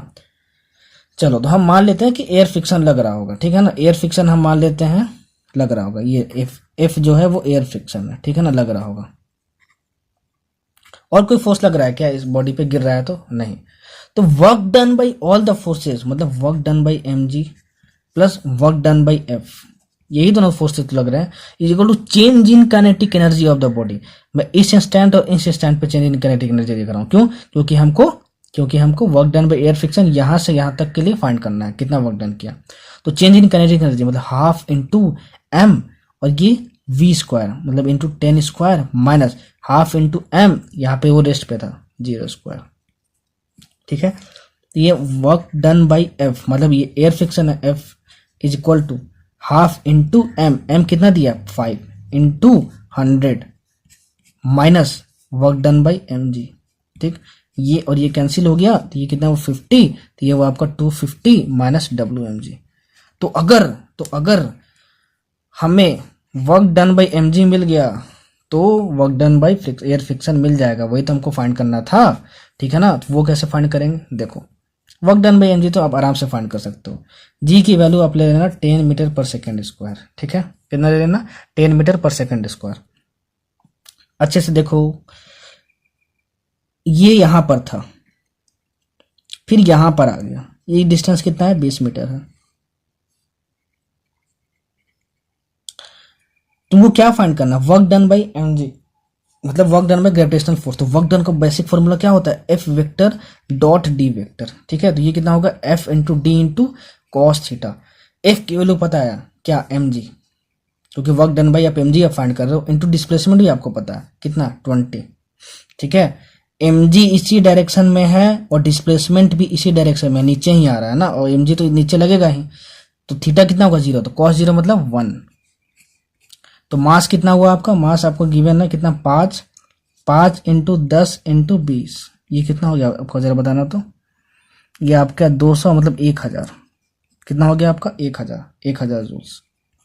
अब आप बोलोगे सर अगर मैं इसको रिफरेंस मान लूं तो यहां से वो नीचे आया तो सर यहाँ पे माइनस mgs होना चाहिए ना। भाई मैं पोटेंशियल एनर्जी नहीं लिख रहा हूं, मैं वर्क डन निकाल रहा हूं, ठीक है ना, वर्क डन निकाल रहा हूं। तो वर्क डन का बेसिक फॉर्मूला तो ये होता है, ठीक है। तो वर्क डन का बेसिक फॉर्मूला मैंने लगाया F dot D vector, displacement और फोर्स दोनों सेम डायरेक्शन में थे, तो कॉस थीटा की वैल्यू कितनी हो गई 1 हो गई, एफ की वैल्यू mg और ये डिस्प्लेसमेंट 20, तो 1000। तो वर्क डन बाय फ्रिक्शन कितना आ जाएगा जरा बताना। वर्क डन बाय फ्रिक्शन आपका आ जाएगा 250 minus work done by mg मतलब 1000 यहाँ पे is equal to minus 750 joule मतलब वर्क डन बाय फ्रिक्शन कितना आया माइनस 750 जूल आया, ठीक है। ये क्वेश्चन पूछा हुआ है नेट में, इस तरीके का क्वेश्चन पूछा हुआ है, ठीक है ना। तो अच्छे से इसको समझ लेना, होप कि आप समझ गए होंगे। चलो तो हम लोग ये क्वेश्चन भी देख लिए वर्क काइनेटिक एनर्जी थ्योरम पे। अब हम लोग दूसरा क्वेश्चन देखते हैं वर्क काइनेटिक एनर्जी थ्योरम पे। ये भी बहुत ही बेहतरीन क्वेश्चन है। देखो ये हमारा ग्राउंड है और ये हमारा वेज है, ऐसा कोई इंक्लाइन प्लेन है, ठीक है। ये एंगल 37 डिग्री की बना है, ठीक। यहां से एक बॉडी को ऊपर प्रोजेक्ट किया गया 20 मीटर पर सेकेंड के स्पीड से, ठीक है। अच्छा इस बॉडी का मास जो है वो 10 kg है, और ये जो सरफेस है ना वो रफ है, तो कोफिशिएंट ऑफ फ्रिक्शन की वैल्यू दी है, म्यू की वैल्यू दी है 0.5, जी की वैल्यू आप 10 मीटर पर सेकंड स्क्वायर लिख लेना, ठीक।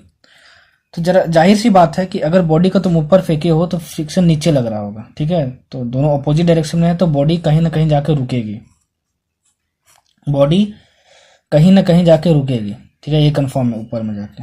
तो जहां पे रुकेगी ना वो डिस्टेंस बताना है, इस एक्स की वैल्यू बतानी है, समझे। मतलब एक बॉडी है 10 kg मास की, तुमने उसको 20 मीटर पर सेकंड की स्पीड से ऊपर फेंका। अब ये सरफेस रफ है तो अपोजिट डायरेक्शन में फ्रिक्शन लगेगा तो बॉडी कहीं ना कहीं जाकर रुकेगी, ठीक है। तो जितना वो ट्रेवल कर लेगी वो एक्स डिस्टेंस बताना है, ठीक है ना। मतलब कि जब बॉडी रुकेगी पहली बार, ठीक है ना, तो कितना डिस्टेंस ट्रेवल करेगी आपको वो बताना है। चलो, तो यहां भी वर्क काइनेटिक एनर्जी थ्योरम लगा दो। वर्क काइनेटिक एनर्जी थ्योरम कहीं भी एप्लीकेबल है, फ्रिक्शन प्रेजेंट हो ना हो, ठीक है ना। आगे आप जाके पढ़ोगे कि अगर फ्रिक्शन प्रेजेंट होता है तो मैकेनिकल एनर्जी कंजर्व नहीं होते। तो कुछ सोचना ही नहीं है कि मैकेनिकल एनर्जी कहाँ कंजर्व करो कहाँ ना करो। अगर ना समझ में आए कि मैकेनिकल एनर्जी कहाँ कंजर्व करना है कहाँ नहीं करना है तो direct work kinetic energy theorem लगा देना, ठीक।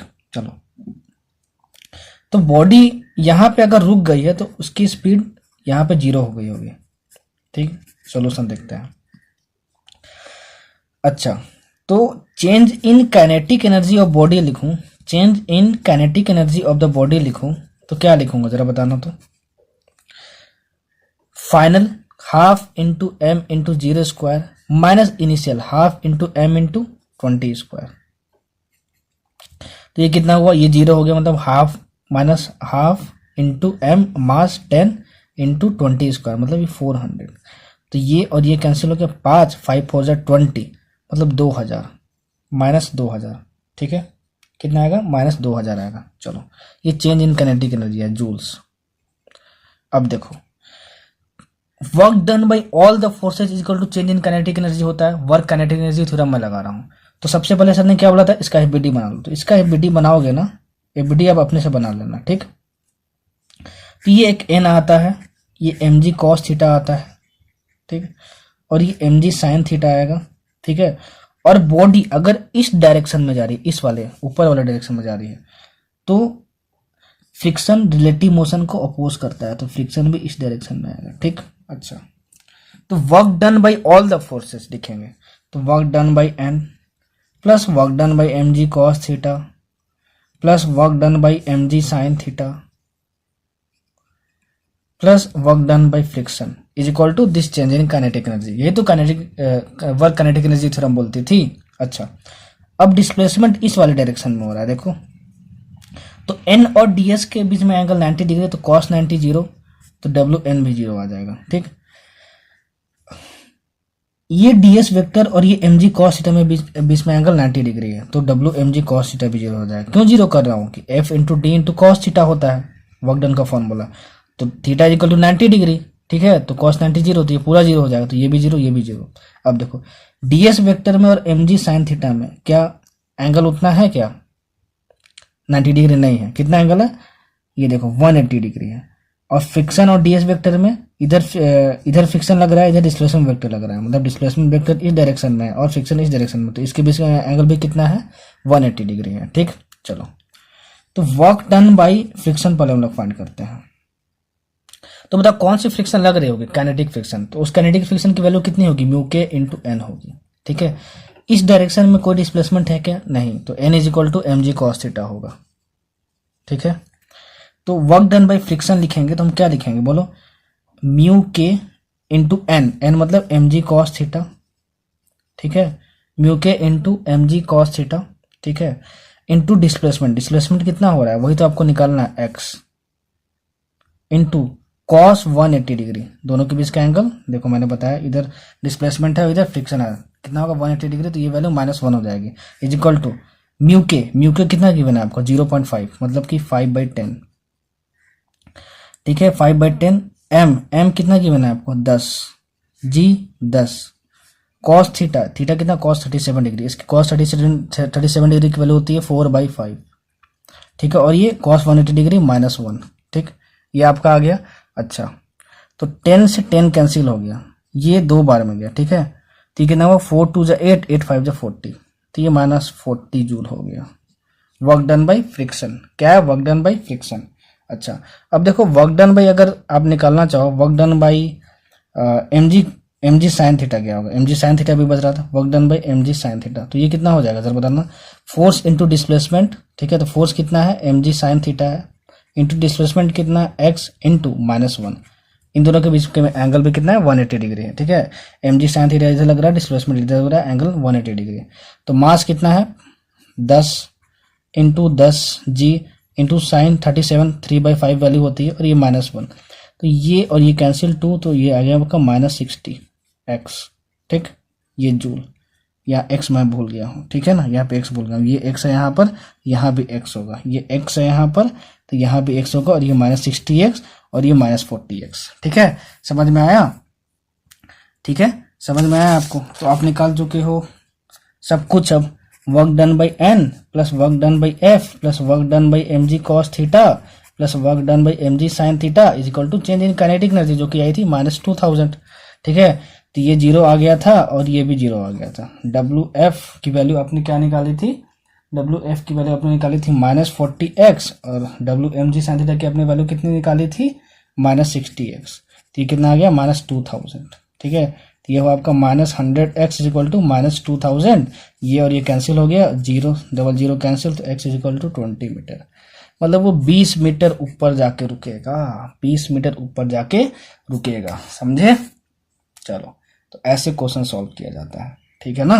चलो दूसरा क्वेश्चन और last question, work kinetic energy में जितने टाइप के क्वेश्चन थे वो मैं आपको बता चुका, ठीक।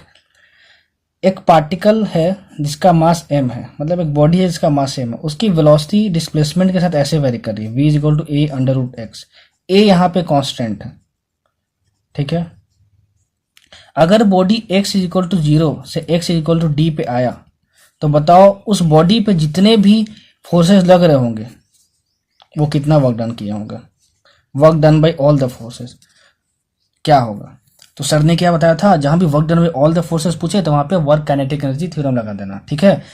तो work done by all the forces equal to क्या होता है? चेंज इन काइनेटिक एनर्जी होता है। क्या होता है? चेंज इन काइनेटिक एनर्जी होता है। तो चेंज इन काइनेटिक एनर्जी निकालना है आपको, क्योंकि work done by all the forces बोल रहा है, ये इसके इक्वल होता है वर्क काइनेटिक एनर्जी थ्योरम। तो ये क्या बोलोगे? Half into M into v two square minus half into M into we one square, ठीक है ना। चलो, तो पहले वो रेस्ट पे था, ठीक है ना। तो x इज इक्वल टू 0 पे देखोगे, तो यहां से देखो x इज इक्वल टू 0 पे v कितना आएगा? 0 आएगा, ठीक है ना। मतलब कि वो रेस्ट पे था, मतलब इनिशियली वो रेस्ट पे था। तो ये हाफ एम वी स्क्वायर 0 हो गया तुम्हारा, ठीक है। तो half into M into v two square बचा। अब वो गया कहाँ से कहाँ? x इक्वल टू 0 से x इक्वल टू डी पे गया, तो फाइनल उसकी स्पीड कितनी हो गई? v is equal to a into ये x डिस्प्लेसमेंट है d, तो a अंडर रूट डी हो गई, ठीक है। तो half m v two square की वैल्यू कितनी आ जाएगी? Half into M into v two square, मतलब ए स्क्वायर इंटू डी, ठीक है। तो चेंज इन काइनेटिक एनर्जी कितना आ गया? चेंज इन काइनेटिक एनर्जी की जो वैल्यू आ गई वो कितनी आ गई? Half into m square d minus initial 0, तो ये कितना आ गया? Half into M into a square d. हो गया आपका आंसर। देखो कितना आसानी से सॉल्व हो गया। समझ में आया? समझ में आया? चलो, अब हम लोग अपना नेक्स्ट टॉपिक शुरू करेंगे, ठीक है ना। नेक्स्ट टॉपिक, चलो नेक्स्ट टॉपिक क्या है? कंजर्वेटिव फोर्सेस और non conservative forces. Non conservative, इसके बस डिफिनेशन समझ लो, ठीक है ना, ज़्यादा कुछ आप लोग को पढ़ना नहीं है। देखो कंजर्वेटिव फोर्सेस क्या होता है और नॉन कंजर्वेटिव फोर्सेस क्या होता है, ठीक है ना। अगर वर्क डन जो है, work done is independent of path, is independent of path हो, ठीक है, तो ऐसे फोर्सेस को क्या बोलते हैं? कंजर्वेटिव फोर्सेस बोलते हैं। और are work done depends on the path, तो ऐसे फोर्सेस को हम लोग नॉन कंजर्वेटिव फोर्सेस बोलते हैं, ठीक है। कंजर्वेटिव फोर्सेस के एग्जांपल याद कर लो आप लोग, ठीक है ना। एग्जांपल याद कर लो, ग्रेविटेशनल फोर्स, ठीक है, force of gravity, force of gravity, ठीक है, ग्रेविटेशनल फोर्स हो गया, फोर्स ऑफ ग्रेविटी हो गया आपका, स्प्रिंग फोर्स हो गया, ठीक है, और इलेक्ट्रोस्टैटिक फोर्स हो गया, ठीक है, इतना आप याद रखो। और नॉन कंजर्वेटिव में बस एक याद रखो, फ्रिक्शन। क्या याद रखो? फ्रिक्शन। चलो, कंजर्वेटिव फोर्सेस क्या किसको बोलते हैं? जिसका वर्क डन पाथ के इंडिपेंडेंट हो, ठीक है। नॉन कंजर्वेटिव किसको बोलते हैं? जिसका वर्क डन पाथ पे डिपेंड करे। मतलब समझो इसका, ठीक है। कैसे क्वेश्चन पूछेगा? मान लो एक बॉडी ए है, उसको इस पाथ पे लाया गया है, ऐसे ऐसे, पॉइंट बी, ठीक। तो चाहे आप वर्क डन इस पाथ से निकालो, चाहे इन दोनों पॉइंट को ज्वाइन कर दो, ठीक है, चाहे इस पाथ पे निकालो, चाहे कोई भी पाथ ले लो इन दोनों के बीच में, मतलब ऐसे ऐसे भी ले लो, ऐसे ऐसे भी ले लो, सब में वर्क डन सेम आने वाला है, सब में वर्क डन सेम आने वाला है, समझे ना? मतलब कि अगर इस पाथ में आप वर्क डन निकालोगे और इस पाथ में वर्क डन निकालोगे तो दोनों की वैल्यू सेम आएगी। कब? जब कंजर्वेटिव फोर्स एक्ट कर रहा होगा तब, ठीक है ना। तो अगर मैं मान लो बोलूं कि ये जो पूरा डिस्टेंस डिस्प्लेसमेंट है ये वाला, वो 5 मीटर है और एफ कोई फोर्स लग रहा था, ठीक है ना, उसका 5 न्यूटन क्या था? मैग्नीट्यूड था, ठीक है ना, 5 न्यूटन मैग्नीट्यूड था, ठीक है। इस तरीके से लग रहा था कि फोर्स और डिस्प्लेसमेंट वेक्टर का डायरेक्शन दोनों सेम था। तो बताओ पॉइंट ए से पॉइंट बी के बीच में कितना वर्क डन हुआ, और ये कंजर्वेटिव फोर्स है, ये मेंशन है। तो सर ने क्या बताया था? अगर कंजर्वेटिव फोर्स है, अगर कंजर्वेटिव फोर्स है तो वर्क इंडिपेंडेंट ऑफ पाथ होगा, मतलब पाथ हम कौन सा भी ले ले, ए और बी के बीच में हमारा वर्क डन सेम आने वाला है, ठीक है। तो मैं ये पाथ ले लेता हूँ क्योंकि हमको ये डिस्टेंस दिया हुआ है, ठीक है। ए बी का डिस्टेंस 5 मीटर है, तो work done is equal to force into displacement into cos 0 degree. तो ये एफ इंटू डी, मतलब फोर्स 5 इंटू 5, ये कितना आ गया आपका? 5 इंटू 5 25 जूल्स, ऐसे आएगा, ठीक है। तो अगर समझ जाना कि कंजर्वेटिव फोर्स है तो वो इंडिपेंडेंट ऑफ पाथ होगा उसका वर्क डन। तभी मैंने अभी तुमको एक रिजल्ट बताया था, याद करो, कि मान लो कि यहां से यहां पे एक बॉडी आ गया, एम यहां से यहां पे आ गया, तो इस पाथ में वर्क डन निकालो, चाहे इस वाले पाथ में वर्क डन निकालो, ठीक है ना, क्योंकि इस पाथ से भी यहां से यहां नीचे आ सकता है, देखो ये, ठीक है, यहां से वो नीचे आ सकता है, इस पाथ से भी आ सकता है। तो इस पाथ को लेके वर्क डन निकालो, चाहे इस पाथ को वर्क डन लेके निकालो, दोनों सेम आएगा, ठीक है ना, अगर कंजर्वेटिव फोर्स हुआ तो। अगर यहाँ पे मैं mg बोलूं तो mg यहाँ पे है, देखो, फोर्स ऑफ ग्रेविटी, तो कंजर्वेटिव फोर्स है, तो इस पाथ में हम वर्क डन निकाले चाहे इस पाथ में वर्क डन निकाले, दोनों सेम आएगा, ठीक है ना। कंजर्वेटिव फोर्सेस का मतलब एक ही होता है। और अगर मैं बोलूं कि अगर फ्रिक्शन लग रहा होगा, ठीक है ना, फ्रिक्शन लग रहा होगा तो उसका जो वर्क डन है वो पाथ पे डिपेंड करता है, मतलब कि ये जो पूरा लेंथ है ना वो आपको फाइंड करना होगा, ठीक है ना, तब जाके आपका वर्क डन निकलेगा। तो ये था आपका कंजर्वेटिव और नॉन कंजर्वेटिव फोर्स। इससे ज्यादा कुछ निट में नहीं पूछेगा आपसे, कॉन्सेप्ट तो बहुत सारे हैं, ठीक है ना, लेकिन हम रिवीजन कर रहे हैं, तो जो पूछे जाएंगे कॉन्सेप्ट बस वही पूछ रहे हैं, वही बता रहा हूं आपको, ठीक है ना, समझे। चलो अब हम लोग पढ़ते हैं, हाँ अब हम लोग पढ़ते हैं, यहां से भी क्वेश्चन पूछा जाता है, conservative field and potential energy से। अगर क्वेश्चन में गिवन हो ना, अगर क्वेश्चन में गिवन हो ना कि एक कंजर्वेटिव फील्ड है, कंजर्वेटिव फील्ड का मतलब उसमें सिर्फ कंजर्वेटिव फोर्सेस लग रहे हों, तो जो नेट फोर्स और पोटेंशियल एनर्जी में रिलेशन होता है वो ये होता है, F net is equal to minus D U by D X. इसको याद कर लो, ठीक है। यू क्या है? यहाँ पे पोटेंशियल एनर्जी है, मतलब निगेटिव ऑफ, ठीक है ना, D U by D X is equal to F net होता है। मतलब कि क्या मैं बोल रहा हूं, ध्यान से समझना, कि अगर एक ऐसा फील्ड गिवन है, मतलब जिसमें सिर्फ कंजर्वेटिव फोर्सेस लग रहे हो, ये क्वेश्चन में गिवन होना चाहिए, ठीक है ना, कंजर्वेटिव फोर्स लग रहे हो, तो उस बॉडी पे जितने भी कंजर्वेटिव फोर्स लग रहे हैं उसका F net is equal to minus D U by D X होगा। और यू क्या होता है? यहाँ पे पोटेंशियल एनर्जी होता है। तो इस पे क्वेश्चंस क्या आते हैं? देखो, इस पे क्वेश्चन सिर्फ एक ही तरीके का आता है, ठीक है ना, कि U as a function of X दिया होगा और आपको बोलेगा कि बताओ एफ नेट कितना होगा, ठीक है ना। तो इस पे जैसे जैसे क्वेश्चन आते हैं वो मैं आपको बताता हूँ, ठीक है। इस पे क्वेश्चन ज्यादा इंपॉर्टेंट है, कॉन्सेप्ट तो आप बाद में जब पढ़ोगे तो समझ में आपको आ ही जाएगा। देखो अब पे क्वेश्चंस कैसे पूछे जाएंगे, सबसे पहले तो ये समझो कि इक्विलिब्रियम के लिए एक कंडीशन होता है, क्या मैंने आपको बताया था, F net is equal to 0, Newton's law में मैंने आपको शायद बताया था, ठीक है ना, हाँ न्यूटन्स लॉ मैंने आपको बताया था। इक्विलिब्रियम का मतलब क्या होता है, F net is equal to 0, ये समझ गए आप। चलो F is equal to minus D U by D X होता है, F net is equal to, आप ये भी समझ गए। चलो ठीक है ना, आप पे क्वेश्चन क्या आएगा, और सिर्फ ये ऐसा ही क्वेश्चन पूछा जाता है, ठीक है ना। देखो आपको क्वेश्चन कैसा आएगा, आपको क्वेश्चन ये आएगा, देखो क्वेश्चन ऐसा कुछ given, the potential energy for a conservative field,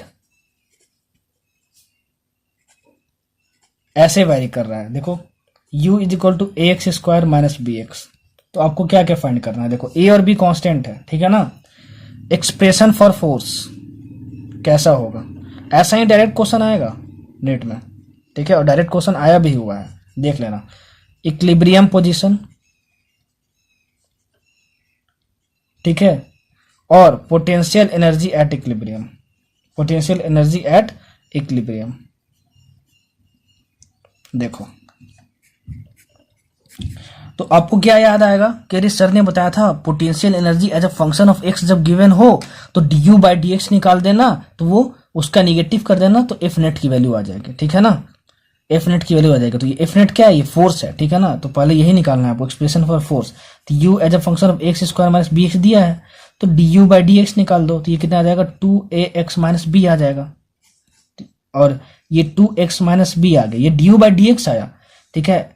F net is equal to minus of D U minus D X होता है, ठीक है ना, ये F net is equal to minus D U by D X होता है, सिर्फ D U by D X नहीं होता है, तो यहाँ पे माइनस लगा के निकालोगे तो F net is equal to minus of 2ax minus B, तो कितना आ जाएगा आपका, minus 2ax plus B, expression for force आ गया। देखो ऐसा ही क्वेश्चन पूछेगा और कुछ नहीं पूछेगा, ठीक है, आपको बस डिफरेंशिएशन करने आना चाहिए। बी, इक्विलिब्रियम पोजीशन क्या है, मैंने बताया कि इक्विलिब्रियम पोजीशन पे एफ नेट 0 होता है, तो एफ नेट निकाल चुका हूं, तो एफ नेट 0 कर दो, तो minus 2x plus B is equal to 0, ये आपका क्या गया, x is equal to B by 2a, मतलब x is equal to B by 2a पे जब रहेगा तो पार्टिकल इक्विलिब्रियम में रहेगा, पार्टिकल इक्विलिब्रियम में रहेगा, ठीक है ना। चलो तीसरा क्या पूछा है, पोटेंशियल एनर्जी एट इक्विलिब्रियम, तो इक्विलिब्रियम का मैंने पोजीशन निकाल लिया, x is equal to B by 2a, ठीक है ना।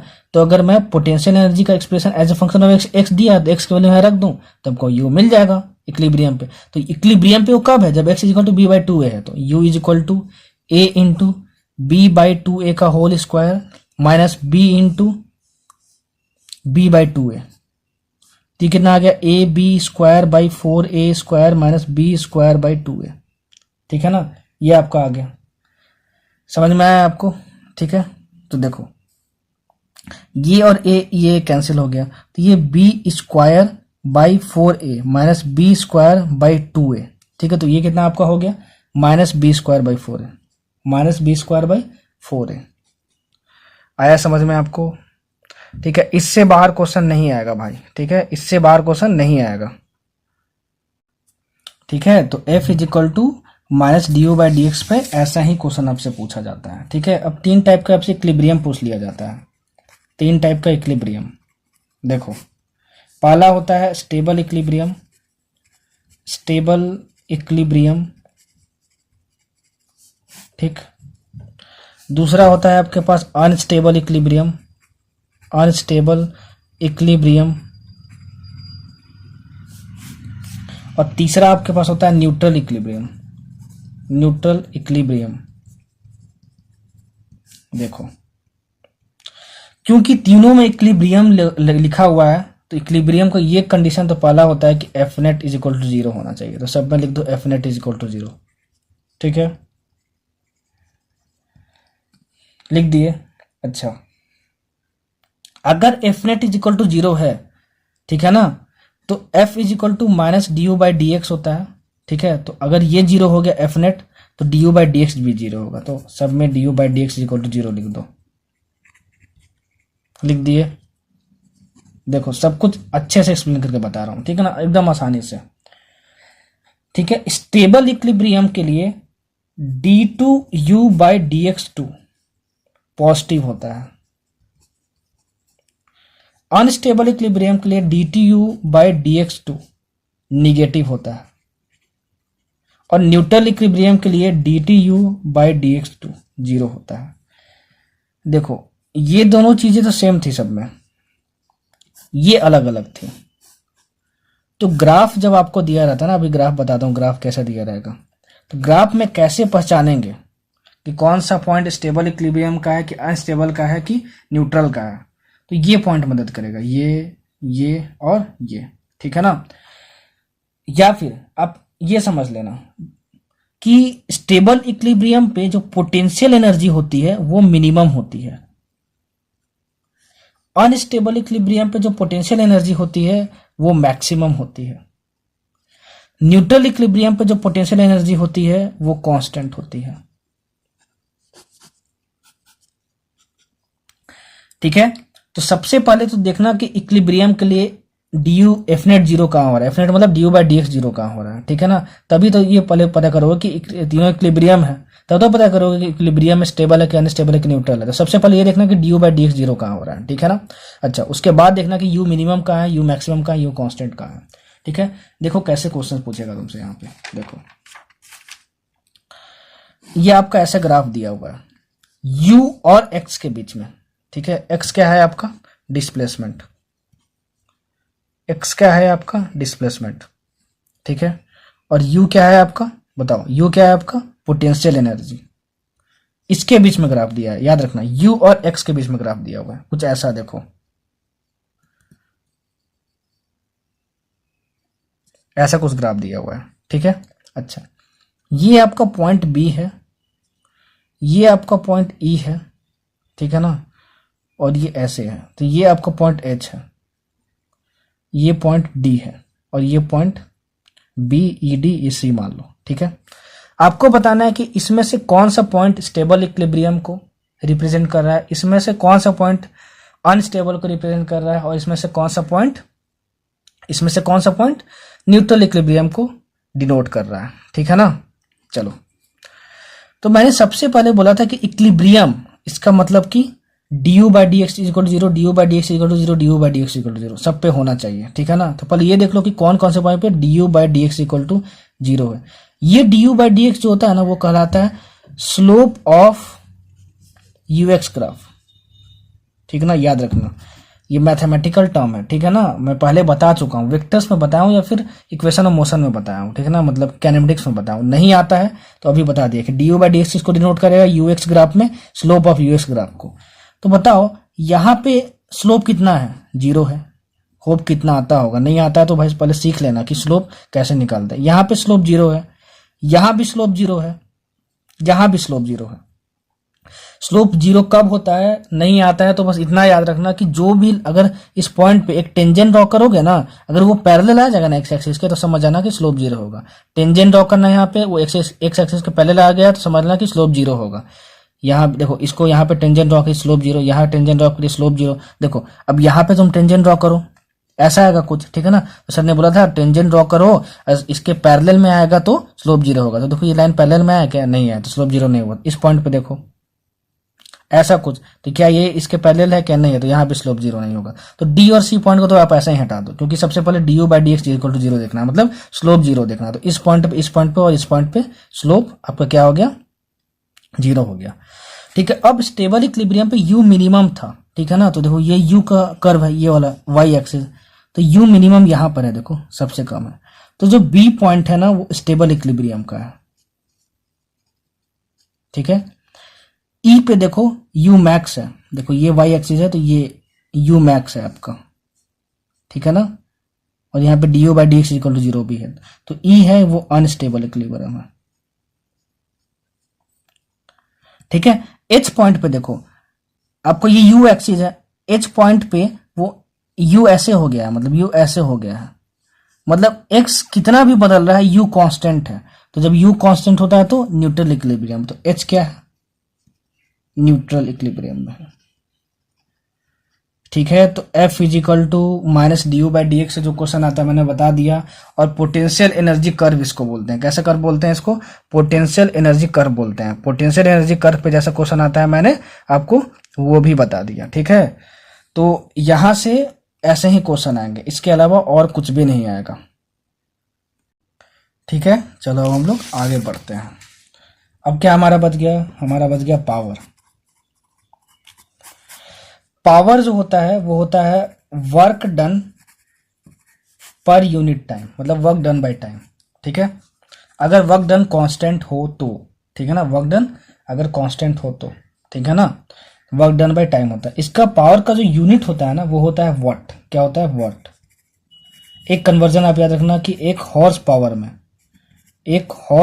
में 746 वाट्स होता है। ठीक है, कितना होता है, 746 वाट्स होता है। याद रखना पावर का जो बेसिक फॉर्मूला होता है वो क्या होता है, वर्क डन बाय टाइम होता है। ठीक है ना, P is equal to dW/dt होता है। कब, जब जो वर्क डन हो वो वेरिएबल हो तो, मतलब वर्क डन टाइम के साथ वेरी कर रहा हो तो। ठीक है ना, वर्क डन टाइम के साथ वेरी कर रहा हो तो। एक ये फॉर्मूला याद रखना पावर का, एक फॉर्मूला का पावर, ये एक पावर का फॉर्मूला ये याद रखना, F vector dot B vector, dot है यहाँ पे देखना, ये डॉट प्रोडक्ट है। ये दोनों क्वेश्चन याद कर लिए ना, सॉरी ये दोनों फॉर्मूले याद कर लिए ना, तो कोई भी क्वेश्चन बन जाएगा आपका पावर से। ये याद रखना और ये याद रखना, और पावर का कोई भी फॉर्मूला नहीं होता है, और पावर का कोई भी फॉर्मूला नहीं होता है। समझ में आया? ठीक है, चलो। P is equal to dW/dt और P is equal to F vector dot B vector, यहीं से क्वेश्चन आएगा और कहीं से नहीं आएगा। ठीक है ना, ये कहाँ से आया वो अगर हमारा बेसिक लेक्चर होता तो मैं आपको समझा देता। ठीक है ना, लेकिन अभी के लिए यही समझ लो, क्योंकि हमारा ये रिवीजन कोर्स है। ठीक है ना, कम समय में ज़्यादा रिवीजन करना है और ज़्यादा पॉइंट्स पढ़ने हैं जो नीट में आने वाले हैं, इसलिए इतना बस आप याद रखो कि P is equal to F vector dot B vector होता है और P is equal to dW/dt होता है। क्या होता है, P is equal to dW/dt होता है। ठीक है, चलो अब एक क्वेश्चन मैं करवाता हूँ आपको, किस पे, पावर पे करवाता हूँ। ठीक है, पावर देखो, एक क्वेश्चन है आपके पास कि अ बॉडी ऑफ मास m, ज्यादा क्लियर होगा आपको कि पावर क्या होता है। अ body of mass m starting from rest from the origin, आया हुआ क्वेश्चन है, नीट एग्जाम में आया हुआ क्वेश्चन है, मूव्स अलोंग एक्स एक्सिस। ठीक है, with constant power P, power constant है, कांस्टेंट पावर P। कैलकुलेट, देखो क्या क्या कैलकुलेट करना है आपको। ठीक है, calculate relation between velocity and time. ठीक है, दूसरा relation between distance and time. ठीक है, क्वेश्चन आप अच्छे से पढ़ लो। A body of mass m starting from rest from the origin moves along x axis with constant power p, calculate first part relation between velocity and time, relation between distance and time. देखो इससे बहुत clear हो जाएगा आपका कि ये formula कब applicable करेंगे। देखो क्योंकि यहाँ पे क्वेश्चन पावर लिखा हुआ है, कांस्टेंट पावर p, और वेलोसिटी का भी रिलेशन पूछा हुआ है, तो आपको याद है कि पावर और वेलोसिटी का कनेक्शन तो इस फॉर्मूले से नहीं होता था, दूसरे वाले फॉर्मूले से होता था, और दो ही फॉर्मूले होते हैं हमारे पास, तो जरूर ही दूसरा ही फॉर्मूला लग रहा होगा। ठीक है ना, अगर कभी भी फोर्स और वेलोसिटी के बीच में एंगल नहीं दिया हो ना, तो मान लेना कि वो 0 डिग्री है। कितना है, 0 डिग्री है। ठीक है, चलो अब हम लोग देखते हैं कि इस क्वेश्चन को हम लोग कैसे बना सकते हैं। ठीक है, चलिए तो हम लोग देखते हैं कि इसको हम लोग कैसे बना सकते हैं। देखो फर्स्ट पार्ट हम लोग देखते हैं कैसे बनाएंगे। Power is equal to F vector dot B vector होता है, तो ये होगा F into V into cos theta. मैंने क्या बताया कि अगर एंगल नहीं दिया हो तो theta is equal to 0 degree मान लेना, तो ये कितना हो गया, F into V into cos 0 degree, तो ये कितना हो गया, एफ इंटू वी हो गया। ठीक है, तो एफ इंटू वी हो गया। चलो अब F is equal to M A होता है, M A into V, F net is equal to M A होता है ना, न्यूटन सेकेंड लॉ। देखो मैं थोड़ा जल्दी से बता रहा हूँ क्योंकि ये सब इजी है। एम ए इंटू वी, ठीक है, तो एम इंटू ए को क्या लिख सकते हो, DV by D T into V. ठीक है, तो P इज इक्वल टू कितना आ गया, देखो P is equal to M V D V by D T. ठीक है, तो ये कितना आ गया जरा बताना, P बाई एम, ये M कोई साइड ले आओ और डी टी कोई साइड ले आओ, D T is equal to V into D V, integration लगा दो दोनों साइड। ठीक है, V इज इक्वल टू 0 पे, टी इज इक्वल टू 0 पे v 0 हो गया, ठीक है ना। t is equal to T पे मान लो कि वेलोसिटी v हो गई, इंप्लाइज दैट ये कितना आ गया जरा आपको बताना, तो p by M into T is equal to V square by 2 आ गया आपका। तो यहां से v का एक्सप्रेशन क्या आ गया आपके पास बताओ, under root 2p by M into T. तो relation between velocity and time मिल गया। कभी कभी यहीं से पूछ देता है ना आपसे क्या पूछ देता है, यहाँ से क्या पूछ देता है आपको कि बताओ कि वेलोसिटी टाइम के साथ कैसे वेरी कर रहा है। तो यहाँ क्या देखोगे, v is proportional to t का पावर 1/2। अंडर रूट का मतलब क्या होता है, 1/2 होता है, ठीक है। तो आपको ये मिल गया, फर्स्ट पार्ट मिल गया आंसर। सेकंड पार्ट देखो, डिस्टेंस और टाइम के बीच में फाइंड करना है, ठीक है ना। तो v is equal to under root 2pm by into T आ गया। अब v को यहाँ पे dx बाई dt लिख सकते हो, तो dx by dt is equal to under root 2p by M into T का पावर 1/2 हो गया। Implies that dx is equal to under root 2p by M. ये कांस्टेंट है क्योंकि क्वेश्चन में क्या दिया, कांस्टेंट पावर है, तो ये p constant, 2 constant, m constant, t variable है आपका, तो इनटू टी का पावर 1/2 dt इस साइड ले आओ dt, ठीक है। अब दोनों साइड इंटीग्रेशन लगा दो, इंटीग्रेशन के ये बाहर आएगा क्योंकि ये पूरा कांस्टेंट है, क्योंकि क्वेश्चन में गिवन है कि p कांस्टेंट है। ये 0, ठीक है ना, और ये t और ये x, इंप्लाइज दैट इंटीग्रेट करोगे तो x is equal to under root 2p by M into 2 का पावर 2/3 इंटू टी का पावर 3/2 आएगा आपका, ठीक है। तो x कैसे वैरी कर रहा है, x is proportional to t का पावर 3/2। देखो ऐसे क्वेश्चंस पूछे जाते हैं पावर पे, तो ये अच्छे से समझ लेना कि मैं कैसे रिलेशन निकाल रहा हूं। अगर इंटीग्रेशन करने नहीं आ रहा है तो इंटीग्रेशन अच्छे से सीख लेना। क्या कर लेना, इंटीग्रेशन अच्छे से सीख लेना, ठीक है। तो 1/2 + 1, ठीक है, तो वो 3/2 होता है, तो 2/3। हाँ, ये हमारा एक्सप्रेशन सही है। तो ये मिल गया डिस्टेंस और टाइम के बीच में रिलेशन, और ये हमको मिल गया वेलोसिटी और टाइम के बीच में रिलेशन। इसको बार बार प्रैक्टिस करके जाना एग्जाम में, ठीक है ना। हो सकता है कि पूछे, क्योंकि पावर पे क्वेश्चन आएगा तो ऐसा ही क्वेश्चन आएगा, ठीक है। चलो अब हम लोग देखते हैं conservation of mechanical energy. Conservation of mechanical energy, last topic work energy power का, ठीक है। कंजर्वेशन ऑफ मैकेनिकल एनर्जी, हालांकि ये ना भी पढ़ो तो वर्क काइनेटिक एनर्जी थ्योरम से सारे क्वेश्चन बन जाते हैं, लेकिन मैं बता देता हूं, ठीक है ना। कभी कभार इससे बहुत इजी हो जाते हैं question. Kinetic energy plus potential energy, एक साथ इसको जोड़ोगे तो कहलाता है ये मैकेनिकल एनर्जी। ये समझ जाओ पहले, किसी भी चीज का कंजर्व्ड होना, कंजर्वेशन होना कहलाता है कि kinetic energy plus potential energy constant रहने वाली है, ठीक है। अगर क्वेश्चन में गिवन हो कि एक्सटर्नल फोर्सेस लग रहे हैं, ठीक है, और वो वर्क नहीं कर रहे हैं, डू नो वर्क, याद रखना। दूसरा कंडीशन कि सिर्फ कंजर्वेटिव फोर्सेस हैं, कंजर्वेटिव फोर्सेस वर्क कर रहे हैं, तभी ये दोनों कंडीशंस सेटिस्फाइड होगी, तभी मैकेनिकल एनर्जी कंजर्व्ड होगा। मैं क्या बोल रहा हूं, तो वो शायद थोड़ा कॉम्प्लिकेटेड बना दिया। मैकेनिकल एनर्जी कंजर्व्ड हो रही है कि नहीं हो रही है, इसको चेक करने के लिए, ठीक है ना, आप 2 कंडीशन हमेशा देखना, फर्स्ट और सेकेंड। क्या कोई एक्सटर्नल फोर्स प्रेजेंट है? अगर एक्सटर्नल फोर्स प्रेजेंट है तो वो नो वर्क करना चाहिए, मतलब वर्क डन 0 करना चाहिए। फिर देखो कि कौन कौन से कंजर्वेटिव फोर्सेस हैं। अगर वो कंजर्वेटिव फोर्स एक्ट कर रहे हैं और वर्क डन भी कर रहे हैं, तब भी मैकेनिकल एनर्जी कंजर्व होगी, लेकिन एक्सटर्नल फोर्स वर्क डन नहीं करना चाहिए। तीसरा, अगर नॉन कंजर्वेटिव फोर्स आ गया, ठीक है ना, नॉन कंजर्वेटिव फोर्स, जिसका एग्जांपल मैंने दिया था फ्रिक्शन, अगर फ्रिक्शन आ गया, ठीक है, तो never apply conservation of mechanical energy. Conservation of mechanical energy, कभी भी क्वेश्चन में फ्रिक्शन दिया हो तो कभी भी मैकेनिकल एनर्जी कंजर्व मत करना, ठीक है। कब करोगे? अगर कोई एक्सटर्नल फोर्स लग रहा हो और वो वर्क डन कितना कर रहा होगा, 0 कर रहा होगा, ठीक है, तब। और प्लस कंजर्वेटिव फोर्सेस बस होने चाहिए। एक्सटर्नल फोर्स लग रहा हो, वर्क डन 0 होना चाहिए और सिर्फ कंजर्वेटिव फोर्सेस होने चाहिए। अगर नॉन कंजर्वेटिव फोर्स आया, मतलब अगर फ्रिक्शन आया, तो हम लोग कंजर्वेशन ऑफ मैकेनिकल एनर्जी नहीं लगा सकते हैं। तो कभी कभी क्वेश्चन पूछता है आपसे कि फ्रिक्शन लग रहा है और बताओ कि मैकेनिकल एनर्जी कंजर्व कर सकते हैं कि नहीं कर सकते हैं, क्यों? क्योंकि वो नॉन कंजर्वेटिव फोर्सेस हैं। तो अगर कहीं भी फ्रिक्शन आया ना, तो हमेशा वहां पे क्या यूज करना, work kinetic energy theorem, work kinetic energy theorem.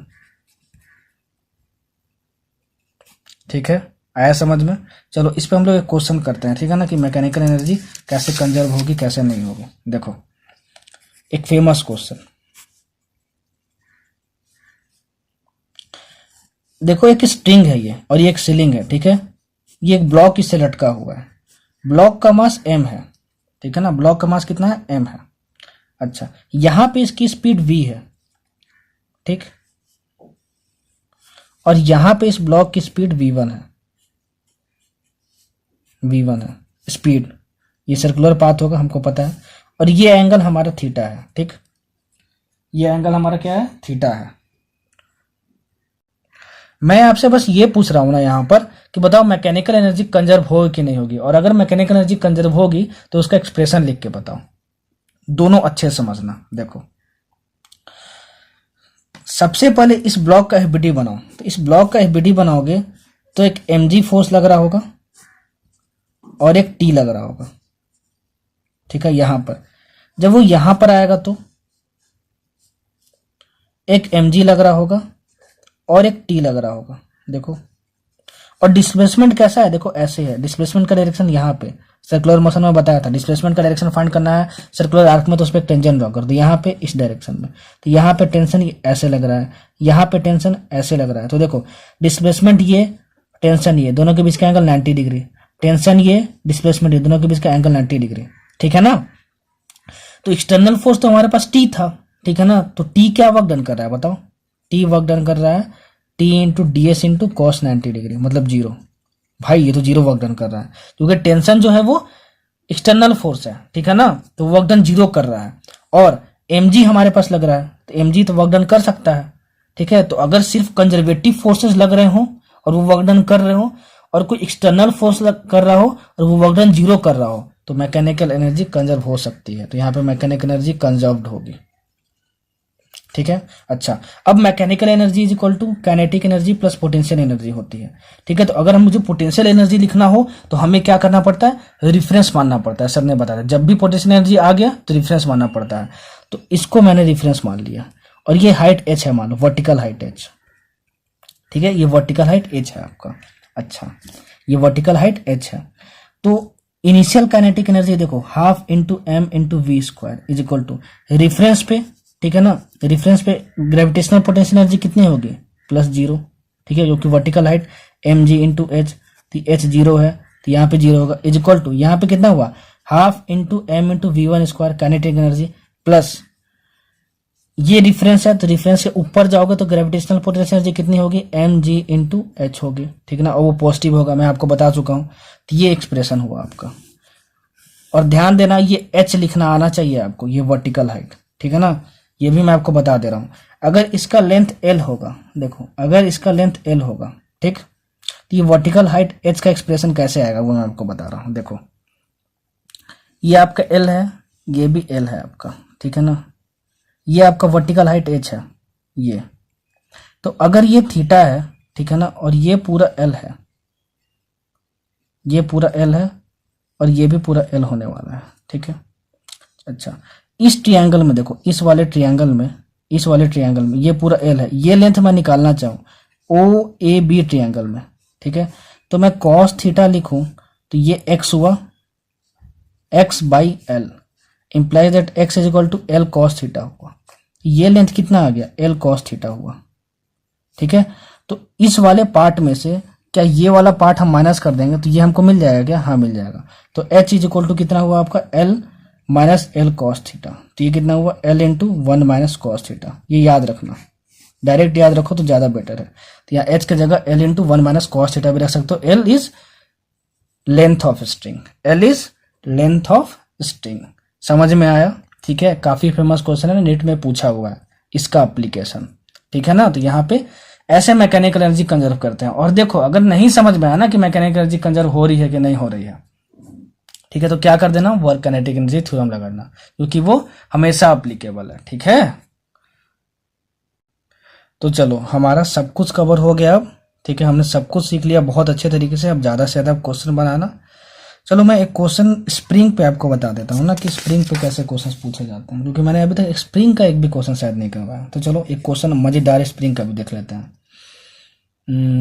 ठीक है, देखो एच.सी. वर्मा का क्वेश्चन है, ये बहुत ही बेहतरीन क्वेश्चन, एच.सी. वर्मा का सॉल्व्ड एग्जाम्पल। देखो ये आपका कर्व्ड पाथ है, ठीक है, और यहां पे एक स्प्रिंग लगा हुआ है। देखो यहां पे एक स्प्रिंग लगा हुआ है। स्प्रिंग फोर्स की जो वैल्यू होती थी ना -k/x, यहां पे जो होता था उसको हम लोग बोलते थे स्टिफनेस, ठीक है ना, या फिर स्प्रिंग कांस्टेंट। स्प्रिंग कांस्टेंट और स्टिफनेस ऑफ स्प्रिंग, ठीक है ना, बोलते थे उसको, k की वैल्यू, ठीक है ना। देखो एक ब्लॉक यहां पे रखा गया है, उस ब्लॉक का जो मास है ना वो 40 ग्राम है। कितना है? 40 ग्राम है। ये जो हाइट दिया है वो आपको दिया है 4.9 मीटर, ठीक है।